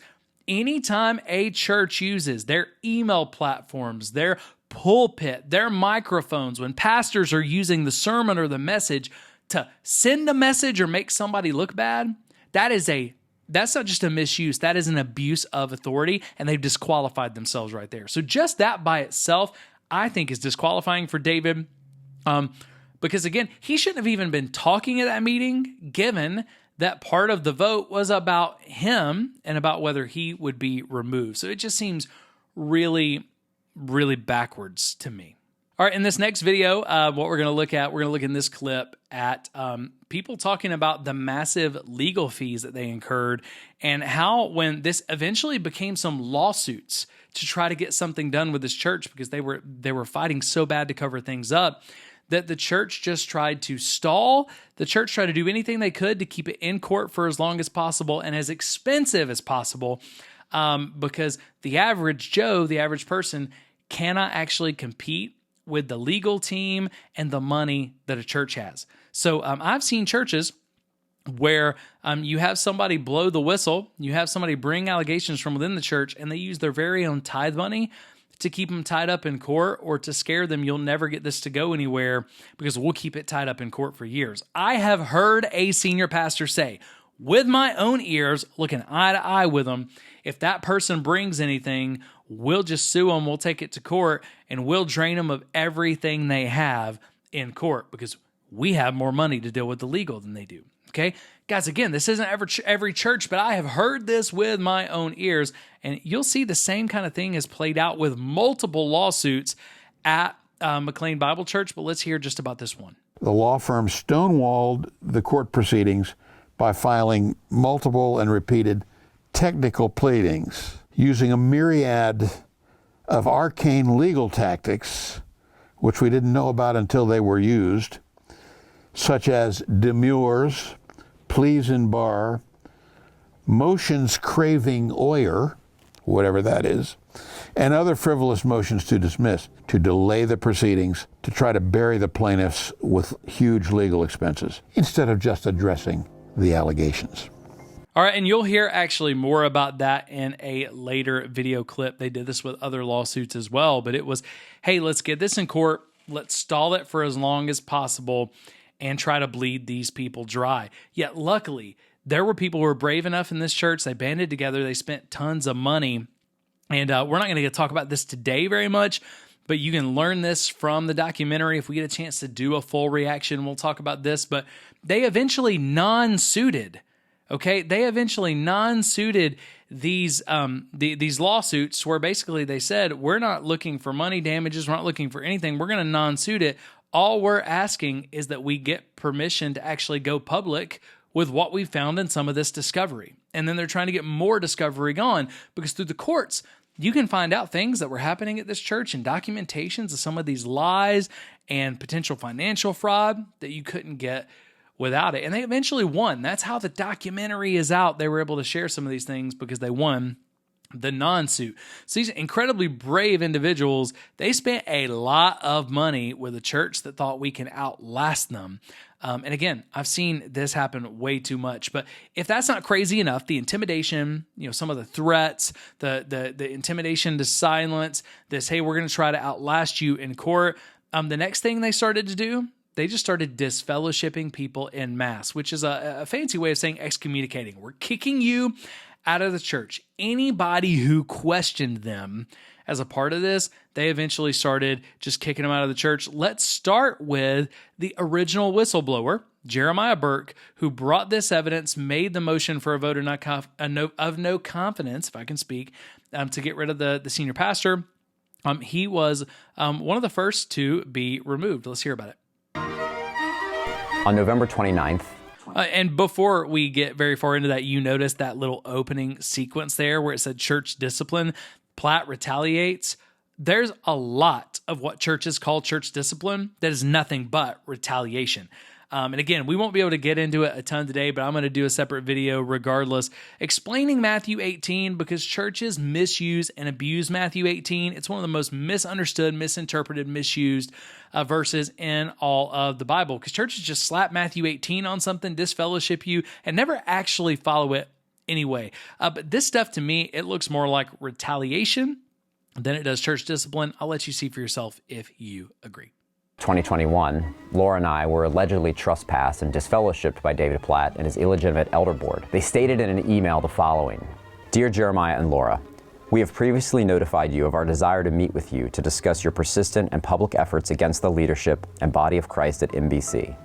In light of your unwillingness to meet with us, and out of concern for the spiritual health of our church fellowship, we are writing to inform you of the following. In accord with God's Word and in light of Article 5, Section 6 of the MBC Constitution, which states that members of this church who engage in conduct that is a reproach to Christ and a derogatory reflection on the reputation of his church shall be publicly dismissed from the church fellowship. We are dismissing you from membership in our church fellowship, effective immediately, and will be communicating this to our church fellowship appropriately. We are taking this step after much prayer and with much sadness as we sincerely desire your restoration to the church. As we have previously communicated, we remain willing and open to meet with you to discuss these matters at any time, including discussion of the specific conduct that forms the basis for this separation from church fellowship. Until that process is carried out, and also effective immediately, you may no longer enter MBC property unless it is to attend a previously agreed upon and scheduled meeting with church leaders to pursue restoration in accordance with the MBC Constitution and Matthew 18. If you have any questions at all, we look forward to addressing those in personal meetings with you. Sincerely, the MBC Board of Elders. The funniest part of the whole letter is that the elder board had never actually reached out to us, nor had they expressed any concerns at all whatsoever. What they didn't like was that they were being exposed for their corruption, which I can totally understand. You know, in a situation like that, it's imperative that you silence the truth. All right, so you hear that, the original whistleblower, Jeremiah Burke, they're disfellowshipped, and it says, hey, we've had repeated attempts to meet with you, and you haven't wanted to peacefully work this out, so we're disfellowshipping you. You're not allowed to come to the church. You're not a part of our church anymore, when reality was they had never reached out to them anyway. Not to mention, I would just say this, okay? In a vacuum, a church should not be able to, an elder board and a pastor should not be able to start a Matthew 18 church discipline process with a parishioner who has already brought allegations of sin against them that are unresolved, okay? So how they responded was, oh, Jeremiah, you called for our removal. You brought allegations of sin against us. You brought evidence. Well, one, and if you watch the documentary, it's wild. They never actually let people vote. They never actually finished this vote, from my understanding. They just kept tabling it and using a lot of excuses. But not only that, they said, instead, we're just going to get rid of you. And again, not only was this a disfellowship, but it was kind of a form of Darvo. But we're going to look at a couple of other videos, because what you're going to see, what you're going to notice, this was not the only disfellowship by far. When I said these are disfellowships en masse, they were disfellowships en masse. We're not going to be able to look at all of the disfellowships, but let's look at a few more, and you'll start to get an idea of how far this scope goes. You're actually going to see here in just a second, they started sending disfellowship letters that were basically boilerplate templates that didn't even have people's names on them. Just anytime they needed, they would have it signed by the elders and send these. God, is wild. I'm a CPA by background and kind of feel like I owe it to the church. I should pay attention to the financials. My husband wrote a couple of lengthy letters asking just simple budget questions, and he got a letter saying that he was under Matthew 18 discipline, and what was it? They were threatening, I guess, excommunication. Didn't explain anything, just dear brothers and sisters, the elders have decided this. And until you come in and meet with us, we're breaking off all communication. And then they actually said, your wife has refused to come in and meet with us, but since you're the head of the household, we suppose we'll let you come in without her. They had never asked me to come in, so that wasn't true. He said, I'll go in, and he met 2.5 hours behind closed doors with one elder and the campus pastor, and they didn't answer a single question. And they couldn't explain. So we got talking about the Burkes, who they were just impugning, and said, wait, do you know these people? In fact, Nate, the pastor, said, I know you know them. And then they attacked this other guy, Sal. All right, so if you noticed that, did you hear that at the end? Wait, the Burkes.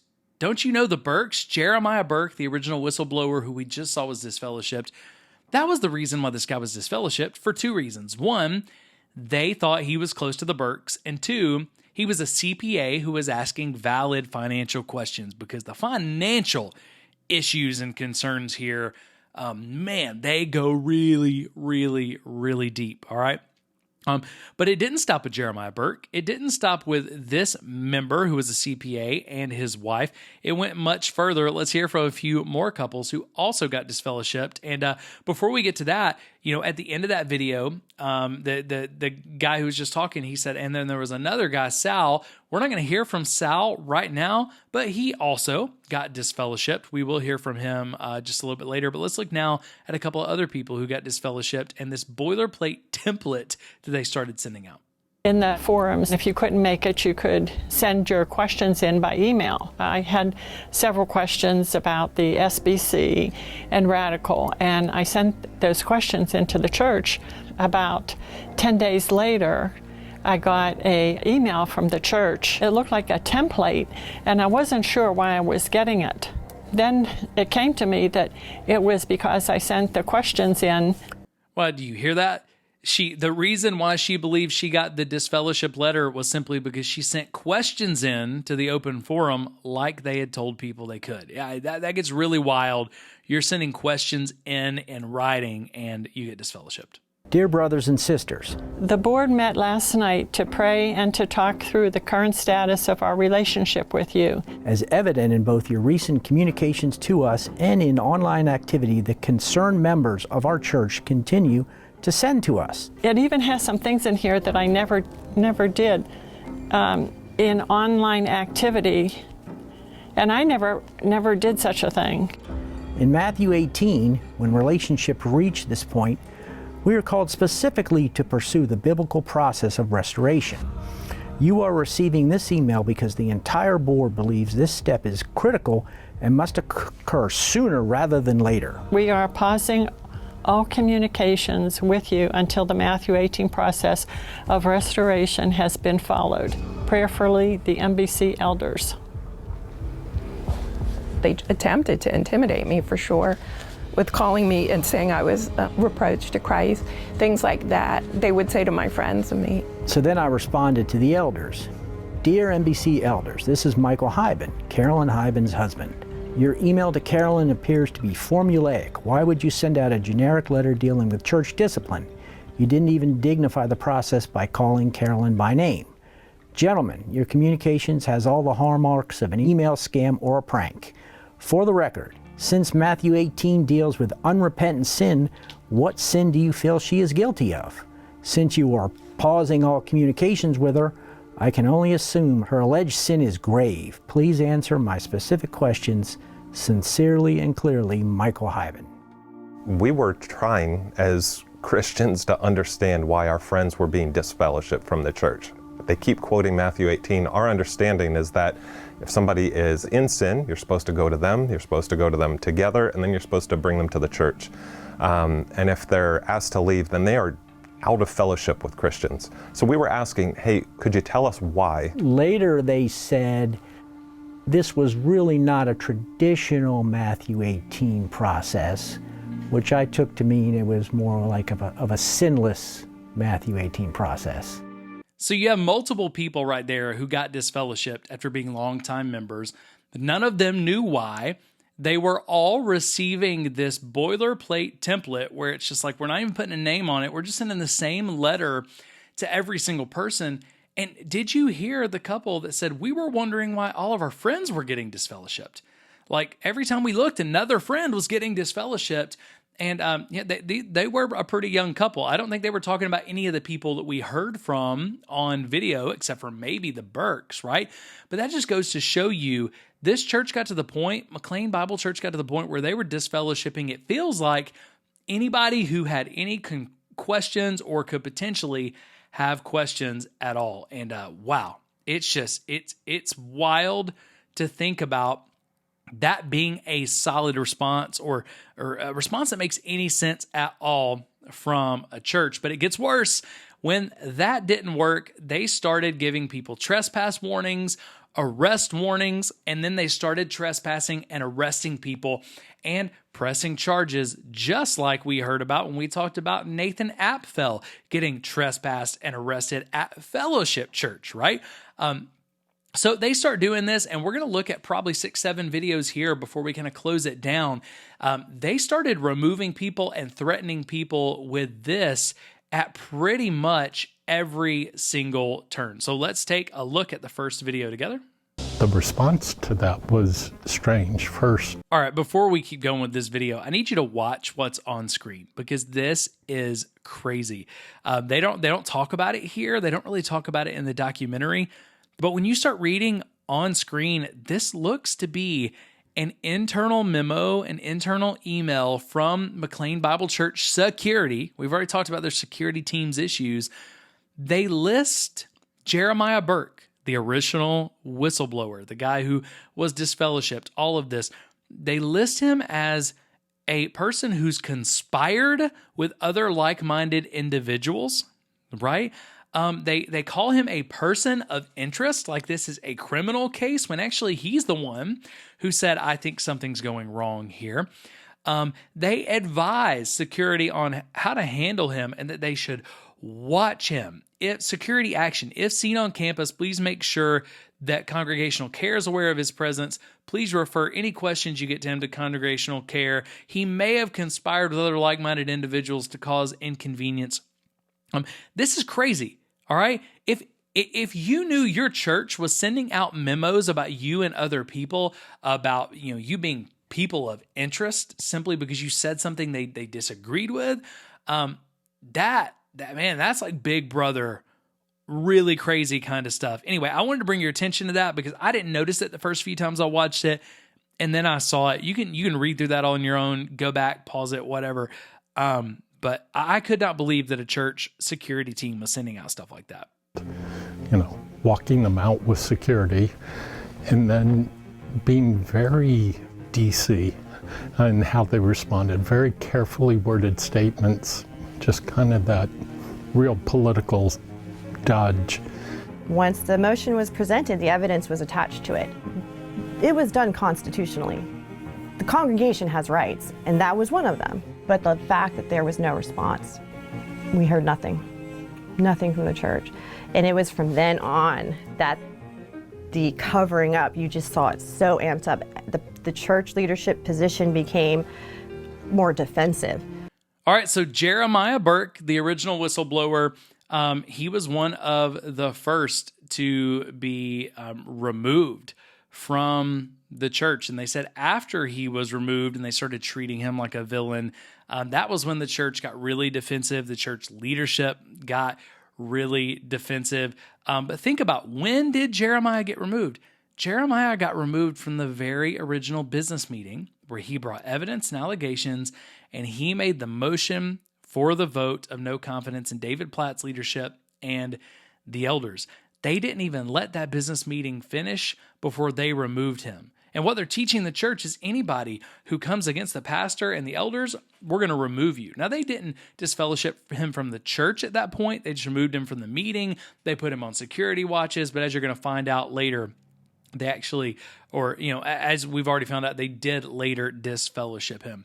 Let's listen to another video, though, about the next meeting, okay? So he was removed from that first meeting. The next meeting was supposed to be for a vote on these elders and this pastor, and hear how it started with security. This is wild. And then I wanted to raise these concerns at congregational meetings, and then the first one I came to, June 30th, 2021, it opens with a threat from the Director of Security, Lucius Thompson. If any person disrupts or shouts out at any point during the meeting, whoever is speaking on stage at that point will immediately back away from the microphone, while our security team immediately comes to escort that person out. If anyone who disrupts or shouts out during the meeting and refuses to leave with our first response team, then security and possibly law enforcement will be asked to intervene. If anyone here is representing any sort of media, we kindly ask that you would leave the meeting at this point. We were threatened from the pulpit. I felt very trapped. There was no role for the congregation as a congregation, at a congregational church. This seems very strange and then very controlled. And then the lead elder told us we couldn't take out phones. He questioned people who were there. We couldn't have any visuals. Sir, I noticed you're photographing this on your cell phone. Is there a reason for that? All right, well, we ask that you not do that, please. So in the meeting where the congregation is voting on whether to keep these elders or to remove the elders and the senior pastor, it starts with the head of security warning people if anyone causes anything that they deem as a disruption. Guys, because think about this. This isn't just what everybody else would deem as a disruption, because we watch it happen. We watch it happen in these videos where they remove people that the congregation did not think were disrupting. They removed the guy for a point of order, right? So it starts with threats. Anybody who does anything disruptive, we're going to remove you. We may use law enforcement. They tell people they can't use their phones, they can't audio record, they can't video record, and then they warn people, if you're here and you're attached to any sort of media at all, and the way they explained it, And man, if I was at my own church, if I was there, I was a part of that church, I would still be considered part of the media because we blog and do videos, right? They say, hey, you can't do that. Then you hear the leader of the elders seeing someone recording and going, hey, we got to ask you to stop that. They were, there were implicit and explicit threats from the very beginning of that meeting. Now, we've talked about this already, but I want you to see the gentleman who brought up the point of order earlier, and you remember that was done really low-key, not aggressive. People wanted to hear him. He also did it correctly. Let's watch as he gets removed because he simply made the point of order, and they didn't want to receive it, and he wouldn't sit down because you have to receive the point of order and make a ruling on whether it's valid or not and why it's valid or not. Hit the pause button. Let's have a legitimate meeting. Do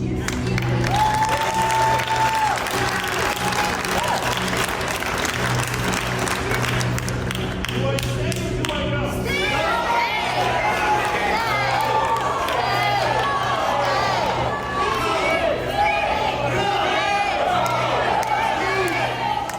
He eventually was put out of the meeting, and it was those sorts of tactics that were appalling.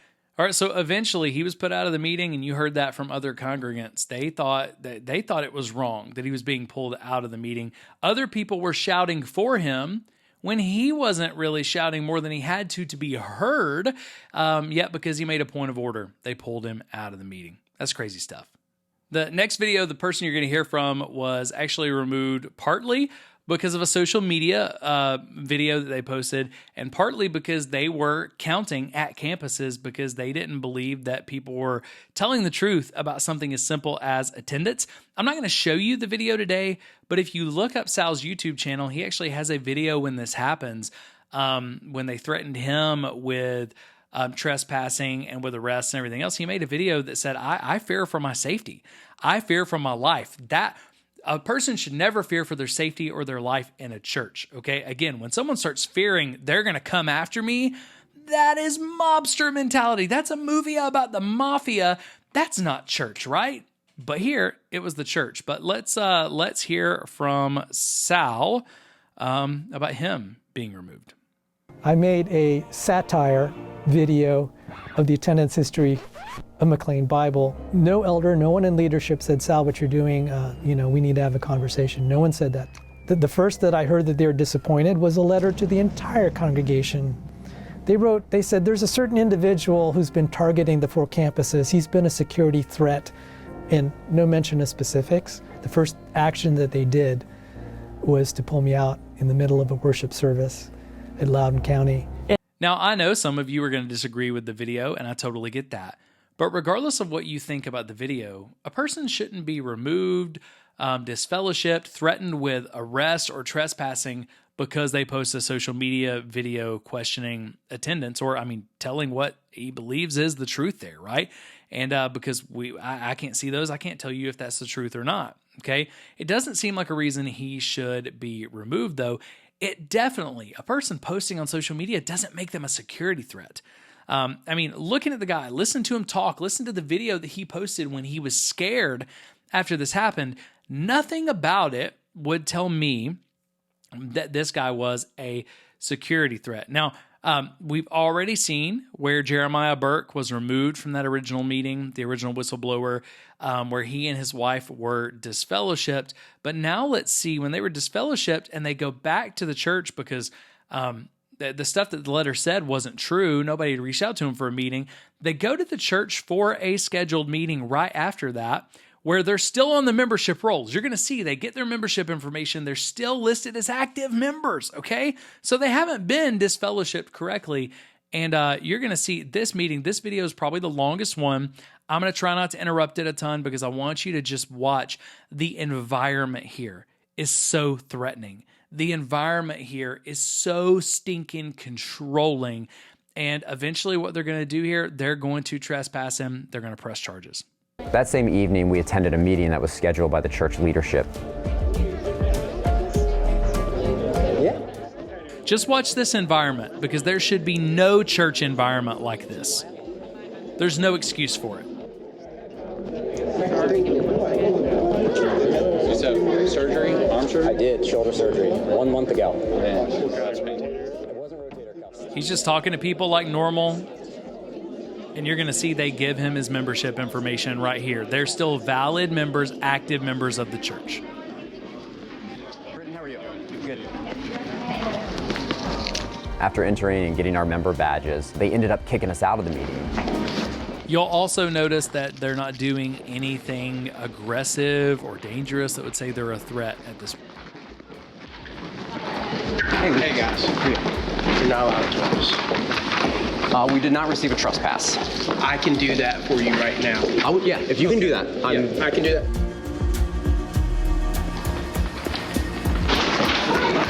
I'm going to let you know right now here, trespassing is closest to the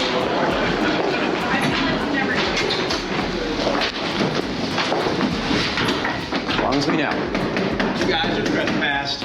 No, we need a formal written. You have nothing formal written. So there are rules and you are not abiding by them. Now, one thing you'll notice here is that this individual, I can only assume is a church staff member, goes to this officer and says, hey, we want to trespass him here. Think about how often these officers are misused. They're supposed to be there for a variety of reasons. It's good to have officers at churches, but you've seen multiple times in this episode alone where they've been used from McLean to Fellowship, where these officers who were often being paid by the church as off-duty, they're used and weaponized to intimidate people. So just keep that in mind. It's something to ask. How many officers does your church have? Are they only using them for emergencies and directing traffic, or are they regularly using them to enforce their will? It's a concern to me how often we're using and abusing these officers in our churches. Isn't it also odd that you have someone who is an active member of the church, regardless of that letter that was sent in their system? They're shown as an active member of the church. They were never disfellowshipped in a way that the Constitution allows for. So you're trying to trespass someone who is a member of the private organization you're a part of and who has been giving and tithing to actually pay the mortgage of the place that you're in, right? And this is where when leaders start abusing their power and trespassing the members of the organization, something's really, really wrong. I can get a no trespass. I'm happy to receive one. We can make this easy or hard. Let's make it as easy as you'd like. We have not received a formal no trespassing order at all. None. And I'd like to see if Larry's here, because Larry's the only authority in the church. Okay, sir. I'm just going to ask you to stop. There's Larry. I'm going to speak with Larry.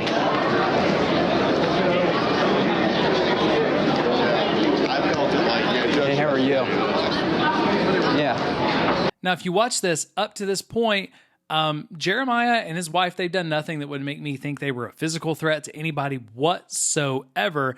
Yet as soon as he gets near David Platt, who you can see in the screen, the senior pastor, or near Larry, the lead elder, security rushes them off like they're going to be attacked. Instead of them having to answer the question, and the only question he asks, he legitimately says, if you are trespassing me, I'm going to need a written trespass because I'm still technically a member of this church. Watch how they react. You really shouldn't run in this situation and react this way if you don't have anything to hide. There you go. Hi, Larry. Family special. I need a formal no trespassing order if you're going to remove me. I haven't received one. From the elder board? I'm sorry, I didn't hear you. My name is Jeremiah Burke. Yeah, I know who you are. I have not received any correspondence from the elder board. I received a notice that I was dismembered, but no correspondence from the elder board at all. Well, you got the notice that the elder board approved, so you need to abide by it. No. It says I've been notified, I've been corresponded with by the elder board, which I've never been. She's never been corresponded with by the elder board. And I need a written trespassing order if you're going to move forward with this.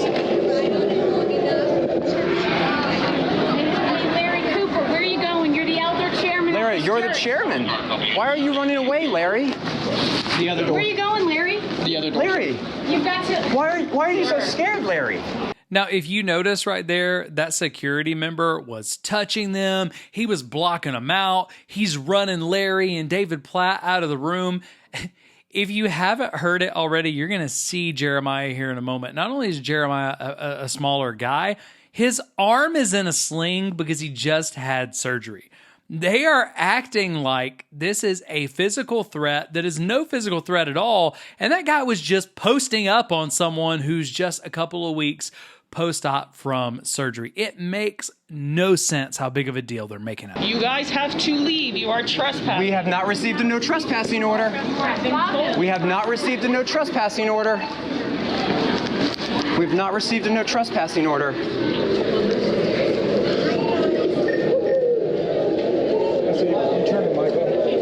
I'm not sure why they were let in to then be dismissed at that meeting. They had done this numerous times with Jeremiah and Laura. They were isolating them, pulling them out like, a criminal in front of their children. We haven't received a formal trespass yet. You see him right there in his sling. Does he look like a threat to you? Official that you are trespassing. You have to leave or you will be arrested for trespassing. This is a private property, and I'm a member of a private property. Member or not, he is saying that you are trespassing and they do not want you on the property. Now, I will say this. I don't think that the law, and this officer's trying to do the best job that they can, I don't think that the law says that one member of an organization or owner of a property has the right to tell the other member of the organization or owner of the property that they're trespassing. Jeremiah and his wife had as many rights as the chief of the elder board or the senior pastor because they're members of the same church. And again, we've seen they are members in good standing. A judge even throws it out later, the attempt to disfellowship them because it wasn't done correctly. So this is important. It's why they're using this police officer to say things that don't really hold up in court or hold up with the law. This guy is a member of our church for a long time, and they gave him a badge to get in. I got in. And now they want to say that we trespass on a church. There should be notification. There should be notification for members of any breakage of rules and due process. And we have not had due process. And those of you who are leaving because of dissension, you need to stand up for your church before every liberty is gone. So now you're starting to see people stand up for them. You're starting to see people ask questions. You're starting to see a lot of people recording all of a sudden. And this is what happens when enough people get courage to start asking questions, to start pushing back against behavior that is not Christian and not okay by leaders. Then those leaders actually lose control. They only gain control and can continue these bully tactics, these mobster type tactics, when we allow them to, when we allow them to separate us and intimidate us. So as more people gained courage, the congregation began to get their voice back a little bit. We haven't received one reason as to why we are dismembered or banned. In fact, the elders sent an email today, it was actually probably Wade, saying that they've contacted us multiple times, yet the elder board has never contacted us once. Not once. We have no idea what they're talking about.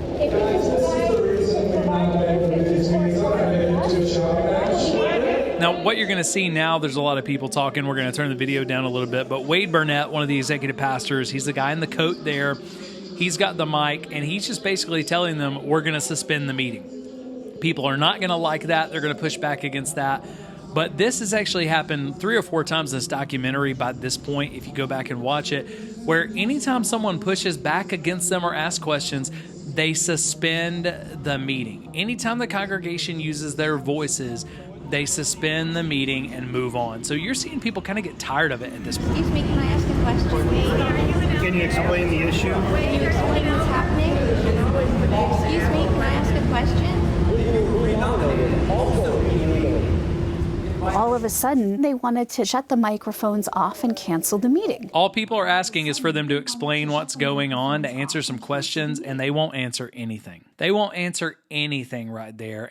And that's what is going on. But again, they're not done. They've threatened to trespass him. In this next video, you're going to actually see them trespass Jeremiah, and then we're going to see how it turns out when you actually take these things to court, because these churches are misusing police officers. They are misusing bully tactics of trespassing and stuff like that.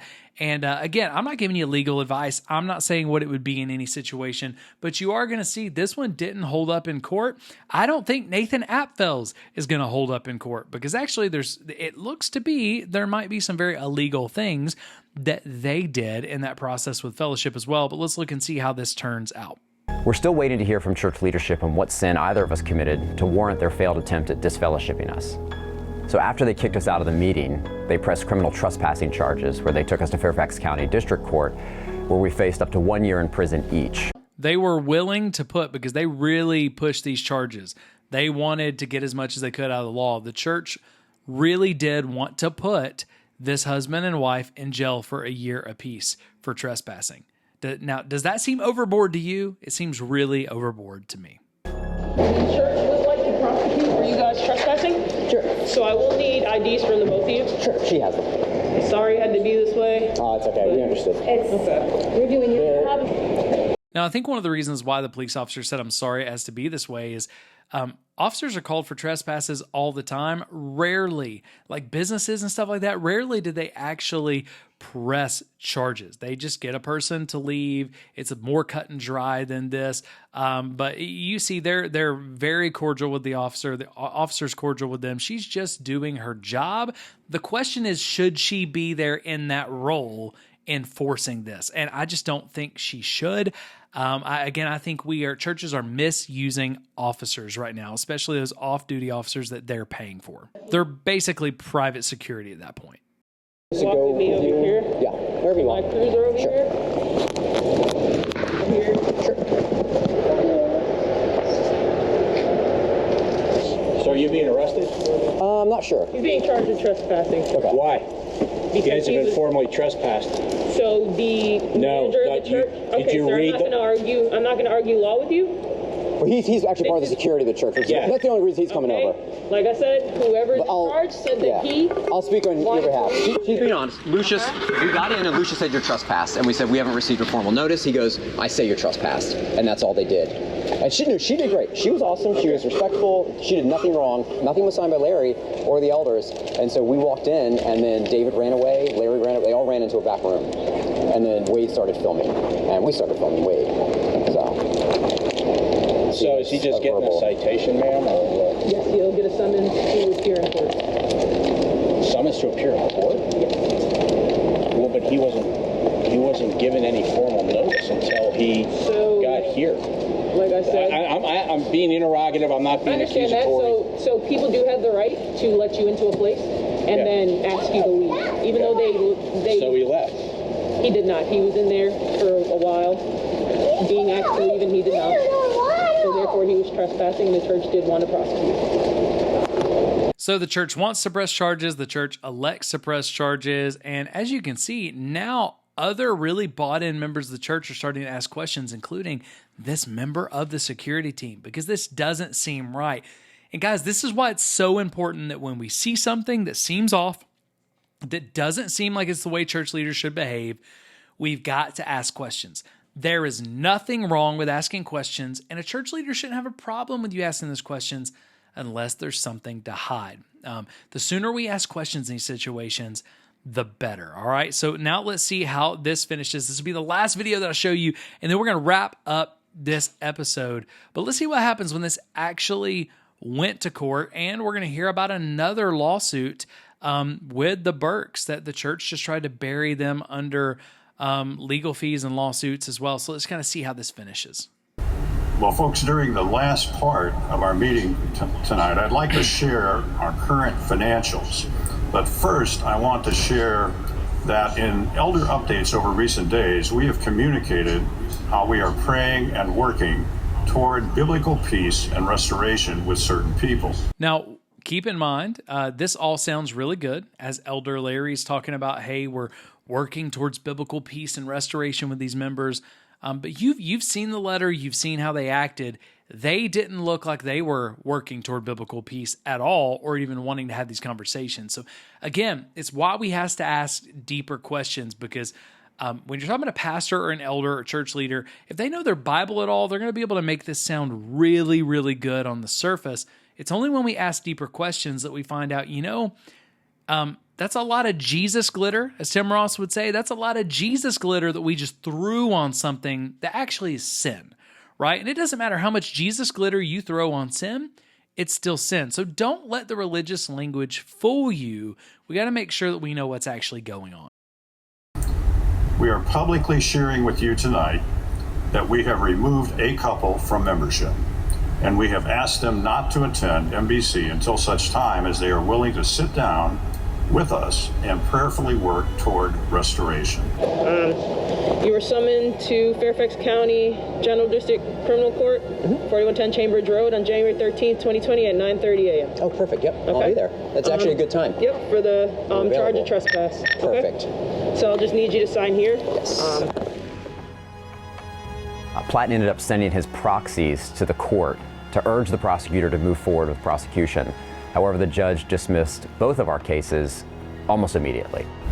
We may be taking similar steps with other individuals in the future in an effort to follow Jesus' instructions to us in Matthew 18:15 to 20. All right, so let's just talk about it real quick. The court dismissed all of those charges because they didn't hold up under scrutiny. Also, Larry continues to use Matthew 18. If you watch the full documentary, they use Matthew 18 in all of those disfellowship letters. Matthew 18 requires you to have a conversation one-on-one with a person. It requires you to take a few people and have a conversation. And then it requires, if the issue's not dealt with, to take it before the church as a whole. None of these people who got disfellowshipped were taken before the church as a whole and the church to make that decision, right? So the way that they're doing it, they're calling it Matthew 18. It's completely unbiblical. It's not Matthew 18 at all, not in reality. Fast forward to 2022, McLean Bible Church leadership continues to deny its affiliation with the SBC, despite all of the evidence. So we ended up filing a lawsuit to get an accounting of the church's relationship with the Southern Baptist Convention. David Platt and his elder board spent nearly $1 million in this lawsuit to prevent the lawsuit from moving forward. They spent more than $1 million just to keep the lawsuit from moving forward. That is tithe money spent. And what was the lawsuit for? It was just to get an accurate accounting. That was it, an accurate accounting of their relationship with the Southern Baptist. So this church, McLean Bible Church, spent $1 million on this one suit, right? Not only to bury the Burks under legal fees, but to keep from telling the truth about their relationship with the Southern Baptist Convention. It seems a lot cheaper and a lot better use of tithe money to simply tell the truth. The church even attempted to indicate that we had no standing in the case because they had removed us from membership. However, the witness that the church brought forward to testify had no firsthand knowledge and was not present when the church allegedly removed us from membership. Additionally, the church didn't follow the process for removing members. So in reality, the judge rejected David Platt's attempt to enforce church discipline on us. All right, so in that case as well, the court literally rejected the church discipline and the removal of the Burks as members.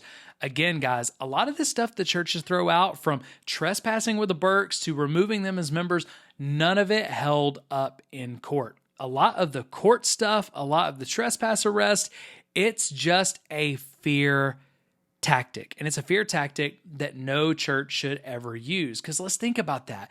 It doesn't sound right to talk about fear tactics in church. Okay. And this is why we just got to watch it. We've got to hold our church leaders accountable that they don't act this way. Most don't. Praise God. Most churches don't act this way. But if you see your church acting this way, we've got to ask questions. We got to put a stop to it. So what can we do to get this mobster type behavior out of the church? One, we got to learn to recognize it. You've seen a lot of things from these 4 churches we've looked at today. You've seen a lot of things that are going to help you to recognize it, okay? Number 2, once you recognize it, we've got to call it out immediately when we see it. Don't let grass grow under your feet. Don't let someone make you believe that you are hurting the church. We hurt the church when we stay silent about this kind of behavior. And don't just call it out quickly, but if it's not quickly remedied and repented of, then we have to publicly hold these institutions and their leaders accountable until they stop the behavior or shut down due to a lack of funding and support. And you may say, Jeff, that sounds really hard. But if you go back to 1 Timothy and you actually look at it, it tells us that when elders are continually sinning, we're supposed to rebuke them publicly so that others will be scared to do the same thing. They'll be fearful to do the same thing. Leaders keep doing this, and more churches are doing this because instead of us rebuking them publicly and them becoming fearful, they're getting away with it, and it's helping them grow, and it's helping to pad their bottom line and their bank accounts. But the truth is, this stuff, everything we talked about in this episode, all 4 of these churches, this stuff has no place in the kingdom of God. Zero. We have to do something about it. But for you, what tactics surprised you most to see churches using in this video? Let us know in the comments below. I'd like to know which one surprised you most because they might be different from the ones that surprised me most, all right? But until the next episode of the Church Disrupted podcast, grace and peace. We'll see you guys soon.